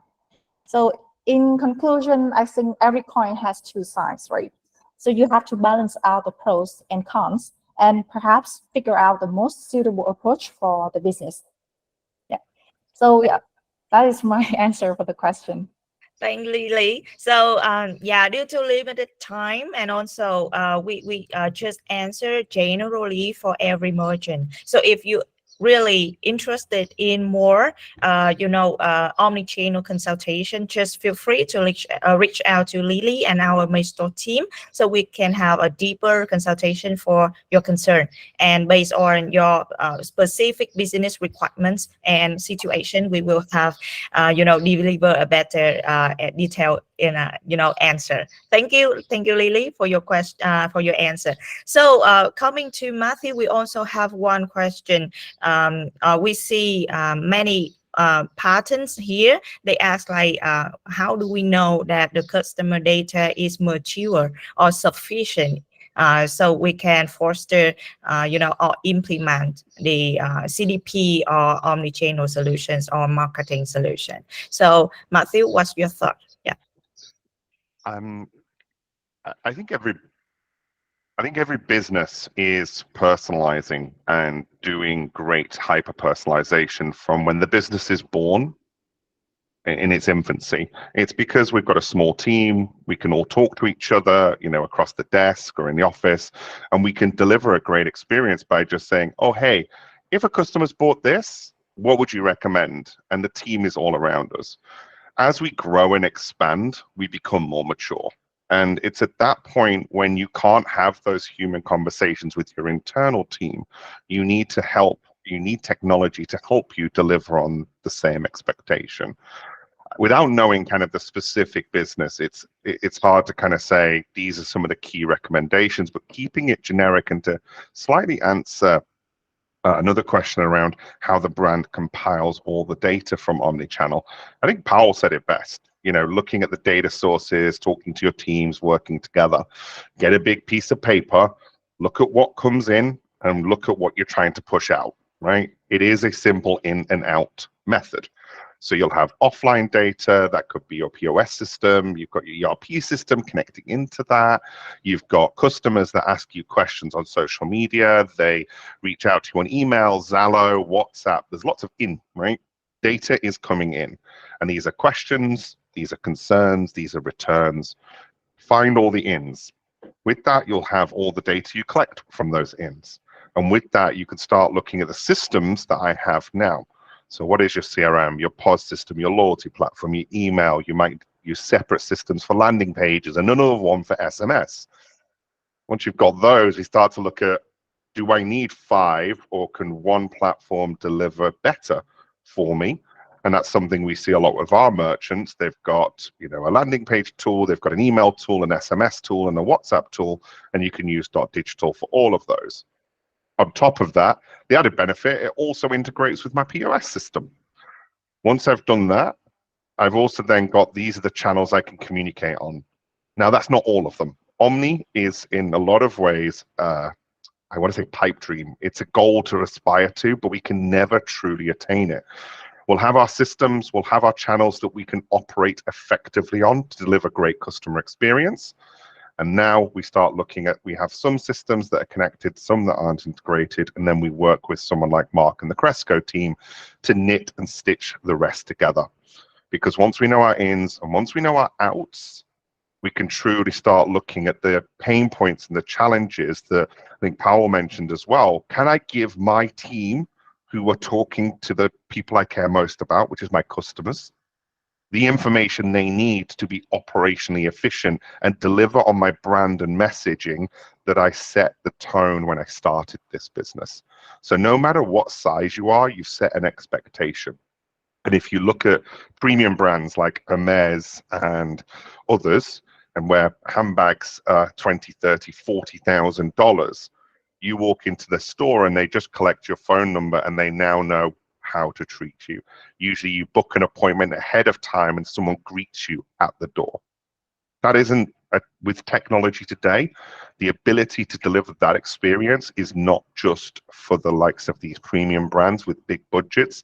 Technology enables to have those human conversations with the technology today for very cost effective, sometimes free, and many times with a very low barrier to entry. I hope that kind of shares the model of how to look at this situation, how everyone can kind of come together to make it happen. Hi, Matthew. Brilliant. Thank you for your sharing. And I think that a part of your sharing also address the concern raised by Mr. Samuel here in the chat, asking about, are there any data on how to best utilize the channels available, right? So it also back into the system and the data that you have had. So it can be, there are many ways to determine which channel to be used. It is not just about what should be the data level. So yeah, Do you have Don't any? chase your customers, Yeah, basically. So yeah. just because your customer is on TikTok, just because they're on Instagram, that's their space, that's their channel. That's where they learn, educate, and consume. It's not for you to send them offers and promotions, or it could be. And I think each channel is very different. It's very personal, and it's personal per different country. I wouldn't send an offer and promotion on Zallo to my mother-in-law. I just wouldn't. Okay, it's not the appropriate channel. What is the appropriate channel in Vietnam? Can be email, it can be SMS. It is more accepted. And as things change, it's having partners around that work with thousands of customers that can tell you, maybe you want to change the channel on that one, because you're going to not get the returns that you want. Thank you, Matthew, for your insights. So let's continue a little bit with the question. Like we talked about system and investment. So many our speakers here also address one that it should not have to be going with a very high investment in terms of finance. And we have the question that is it possible to foster any loyalty program with a limited capital? So Jimmy, can you help me to answer this question? Okay. I think we talk a lot about omnichannel and system and thing, right? There are multiple ways to implement omnichannel, and like Lily shared, it is always something on the investment that the brand owner need to look for. And I have come across this question a handful of times. So I have my 2 cents here. Hopefully can help the business owner and the consultant people here can work to your customer. Is lots of government right now, they are giving the grant for digitalization. So in my experience, I know that Singapore government, Indonesia government, Vietnam government also are giving grant for digitalization, and they put it into multiple tiers.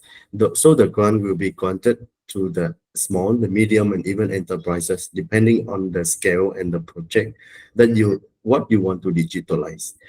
And so in order to work with the government grant, right, you need to look for suppliers, the vendors who are in the eligible list. So each of the government, they have their agency. So the agency, they will work with certain suite of suppliers, like system provider who is eligible for that. So you look for that 2 information, try to see what is the tier that you are applicable, what is the tier that you should be in to be likely to get the grant, and then look for the supplier that you like, and they are also in the eligible list to get the grant from the government. So that one is the first pointer in terms of investment for omnichannel. The second one, right, is digitalization is not new thing. It will keep evolving, but it's not new. There are lots of best practices around the world. And with the power of Google, the power of AI right now, right, it is easy for us to find the idea. So go look for the idea, the solution that is already best practices in the market. And if it is suitable, right, try to adopt it to your business use case. Try to stay away from customization. Because every business want to, when you want to digitalize, you will think about, oh, this is what I'm doing right now, and it's very good. I want to make it digitalized. So that will normally bring the business owner to the track of customization. And customization is very expensive. It is very expensive. So back to the pointer, right? You look for best practices, the proven solution in the market, then try to adopt it to your business use case. And from there, right, after a while that you already do the digitalization, your business grow, you want something more specifically to your business, you want something that is ahead the market, you want to go beyond what you have been following the other players in the market, then there is a time when you look for bigger solution with customization, something more dynamic to transform your business in the future. Yeah, so that's my 2 cents in terms of investment for omnichannel. Thank you, and Jimmy. So we also talk about all-in-one solution, but also something we can choose, economic solution and economic approach as well. So I know that Cresco Data is also a platform that we have like all-in-one solution in terms of system integration. We can say so, right, Mark? So what is your suggestion in terms of omnichannel integration, and what is your approach to maximize the investment and also to minimize maximize the investment and also minimize the investment at the same time? Hi, Mark. Can you also please share your insights? Sure, absolutely. And having worked with thousands of merchants and retailers and brands over the years, the key thing to take away is that what you want to have set up in the background is enough automation so that whether it's 12 o'clock at night, 2 in the morning, things are always working for you. So obviously e-commerce, omnichannel never stops, it never sleeps, it never takes a sick day. So we highly recommend, it's great to have physical people that you hire on your team, and they add a lot of benefit outside of anything AI could ever do. However, automation of data is quite important because, again, it never takes a sick day. It gets smarter as time goes on. So using a tool like an automation tool like Cresco Data enables merchants to do that and to expand to as many channels as you want. So currently the Cresco Data platform supports over 130 channels globally. And what that does is that enables the ability for any brand to go out to the rest of the world. It's so easy nowadays from a cross-border perspective, especially if you're selling fast fashion, pretty much everything outside of consumer electronics that have plugs for particular regions. It's cross-border is so easy nowadays. So reaching out and finding new customers abroad gives so many opportunities to really expand your brand and sells. So we highly recommend that. And by automating that as well, you can actually make sure that, because each different channel has their individual requirements. So as an example, Lazada compared to Shopee, compared to TikTok Shop, compared to Amazon, all have different requirements, data requirements of how many images you have to have, the length of your titles, all this enrichment that you could literally hire many people to spend hours and hours and days to try to do, but there's automation to do that. And that's what we do at Cresco Data to help with. So I'm actually excited to talk about you said Maximize earlier. We actually just launched a product called Marketplace Maximizer about a month ago, which is a entry-level platform. Cresco Data historically is more enterprise level, so we do a lot of one-off connections and integration for large brands and enterprises. But Maximizer is a global tool now. It's less than $100 a month to come on and start using. I've just actually put something in the chat there. Anyone on the call right now can use it for free for 3 months. We'll in fact jump in and help you onboard it to give you the experience. But essentially, turn on 130 channels, start selling overnight in new places where you're not. Automate it. Don't worry about hiring big teams. Focus on what you're really good at, which is marketing, which is selling the products and acquiring the products. Let us do the rest for you. So hopefully that wasn't too salesy, but we're really excited to help everyone.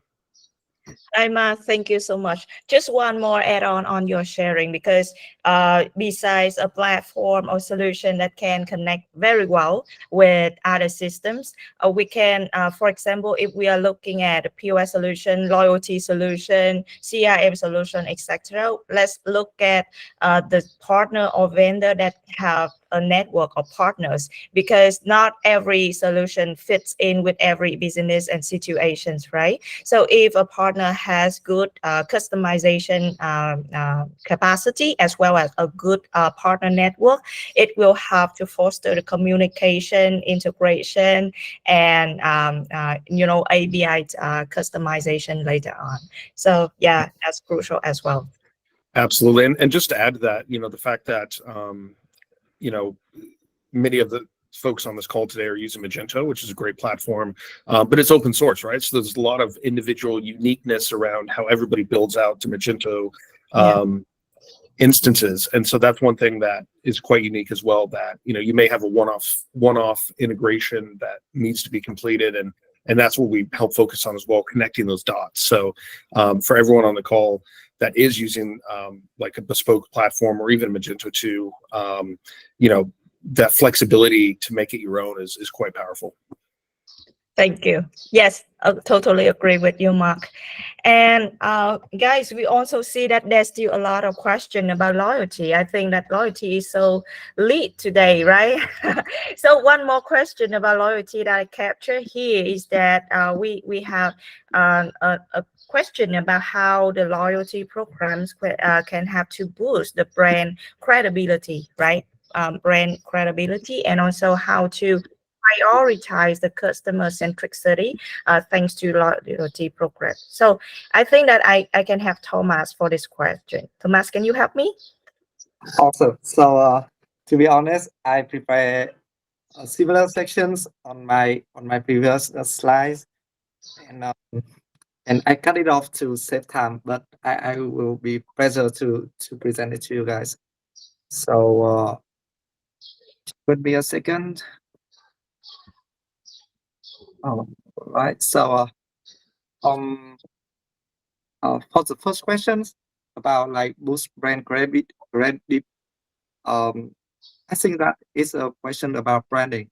Like we all know that branding is what customers remember about you and what they imagine about you. But let's take a thought experiment and imagine your brand as a person who has a look, who talks, and who has your customers achieve something. So please raise your hand if you are the only one talking.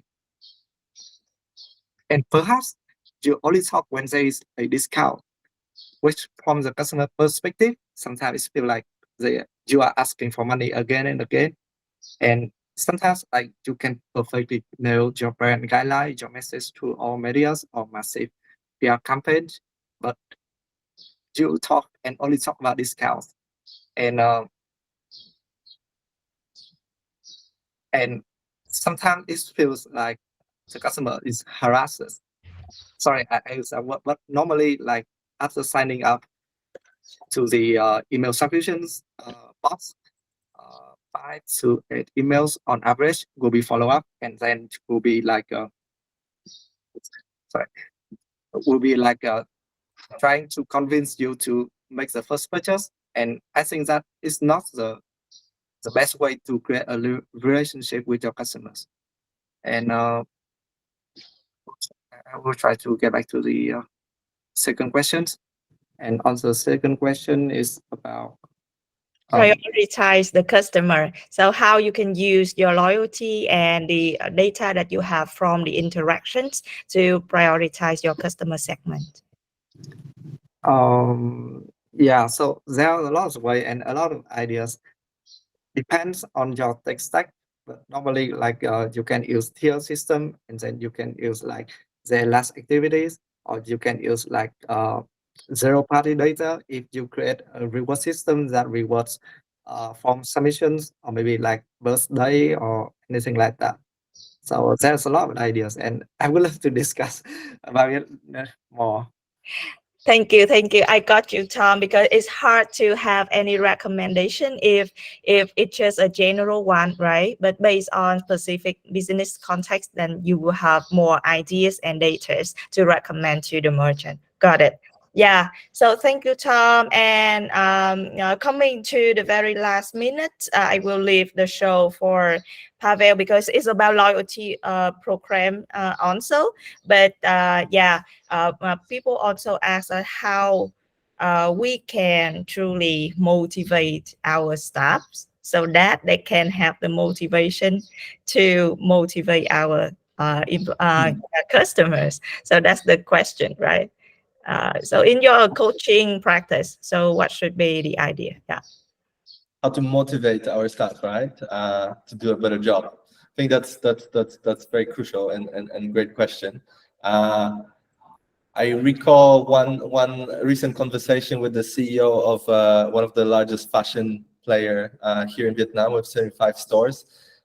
he has recently come into the role, and we instantly click on seeing the same problems that we need to solve in his chain. And one of them was the motivation of the teams in the stores, who were rather passive, just receiving the customers in the store, being friendly and responding to the requests, but not making any effort to to learn more about this customer, see if there is any opportunity that they can either upsell to a more premium product that may be even more exciting for the customer, only if they knew how it matches their needs, or cross-sell more products. So one thing that he noticed was that this organization was not very data-driven yet. So the only KPI they were using to motivate people was the percentage of the target achievement. But the problem with that is that if you only look at the percentage of target achievement, it doesn't help you to identify what is the problem in why you're not achieving the target. So if you break down the formula of how you generate revenue, you see, for example, average order value, or the sales conversion, or the units per transaction are other KPIs that are leading factors to generate more revenue. So one of the instant solutions that he is bringing is to align his motivation systems to the specific KPIs that he wants to improve. So for example, the number of units per transaction, in order to motivate the team to focus on that one single metric at a single time. And then by aligning the incentive scheme to that, we mean, for example, running the contests. And when we talk about building or designing the motivation schemes, there's the easy way is to think about it in two categories. The motivation scheme that will target the high performers, so the top 10 to 20%. And what resonates well with the high performers is the competition to be the first, to be the top, and get the big reward, right? So how can you gamify along that KPI who is the best one? And that will engage the top performers, but it will not engage the others in the team, because they will feel, I have no chance to win this, right? So how can you engage the rest is to create also another incentive, which will be probably smaller, but that feels achievable to everyone. So that is usually coming down to giving a target to each person that they can achieve, and if they achieve it, they will also be rewarded for that. So that leads me to the last point of answering this question, which is how do we set the target that will feel achievable to every team member? Because if you set the target that is too high, then you're not going to motivate the people. They will just give up from the start. So one really interesting research that I recently read talk about 4% being a magic number in terms of talking about continuous and sustainable improvement. So rule number one, you cannot set the same target for everybody, because each employee is at a different stage of their development. So achieving 100 may be easy for your high performer, but it may be impossible for somebody else. So the good way is to personalize the targets, just like you personalize the journey for your customers. Personalize the journey for your teams, right? So set the target as a 4% increase to the previous period, so that everybody is incentivized to increase at least by 4%. Then the next period, let's say next month or the next 2 weeks, you need to increase 4% compared to the previous period. So you're not going to get incentive if you just repeat the same result as you had the previous time, right? And maybe just the last bonus point is to keep it interesting and engaging. Never stick to one way of incentivizing for too long. So what are we doing with the clients? Like going back to the keyword that I said earlier, the speed.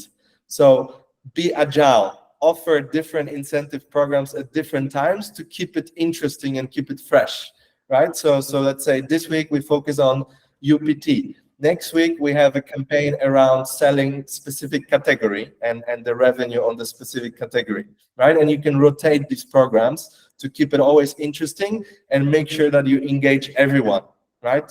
The top performers to be even better, and everybody else to achieve their personal increase, right? So that you elevate the entire organization. So I hope that helps, and I'm sure you will see better results.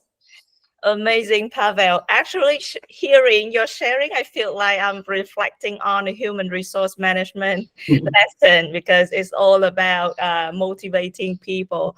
And I really like one saying, management saying, is that treat your employees the same way that you want them to treat your customers. So that's how you really empower your team, so that your team can empower on the sales growth, on the customer interactions, and so forth. Yeah.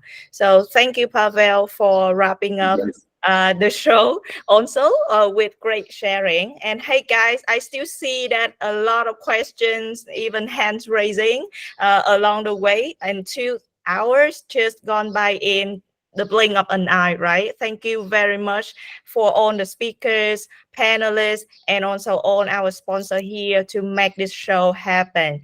Just some last note to you, quick recap. Today, we go into the Omnichannel imperatives in 2024. We talk about top personalization trends in 2024, loyalty programs, best practices, showcases, challenges, and how we can, overcome all those challenges of the today market. And we still have a lot more for discussion. So we will send on the slides and recording of this webinar over email to all the guests, and drop us an email whenever you want to have any further discussion. Besides, we may store, and also I see that Dot Digital Ascent is also here in the NF show in the mid-June of Singapore. Let's meet up there. We have 3 days for discussion. And I also see that some of our partners here may also join the show as well. So let's meet up at the NRF. And last but not least, thank you so much, guys, for all the audience for joining early or staying up at night just to stay tuned with us. Thank you so much. You can reach out to us through the email and our LinkedIn page. Thank you, guys. Amazing show today, and have a good rest of the day, and see ya. Thank you. See ya. Bye-bye. Thank you, guys. Awesome. Thanks, guys. Have a nice day. Bye.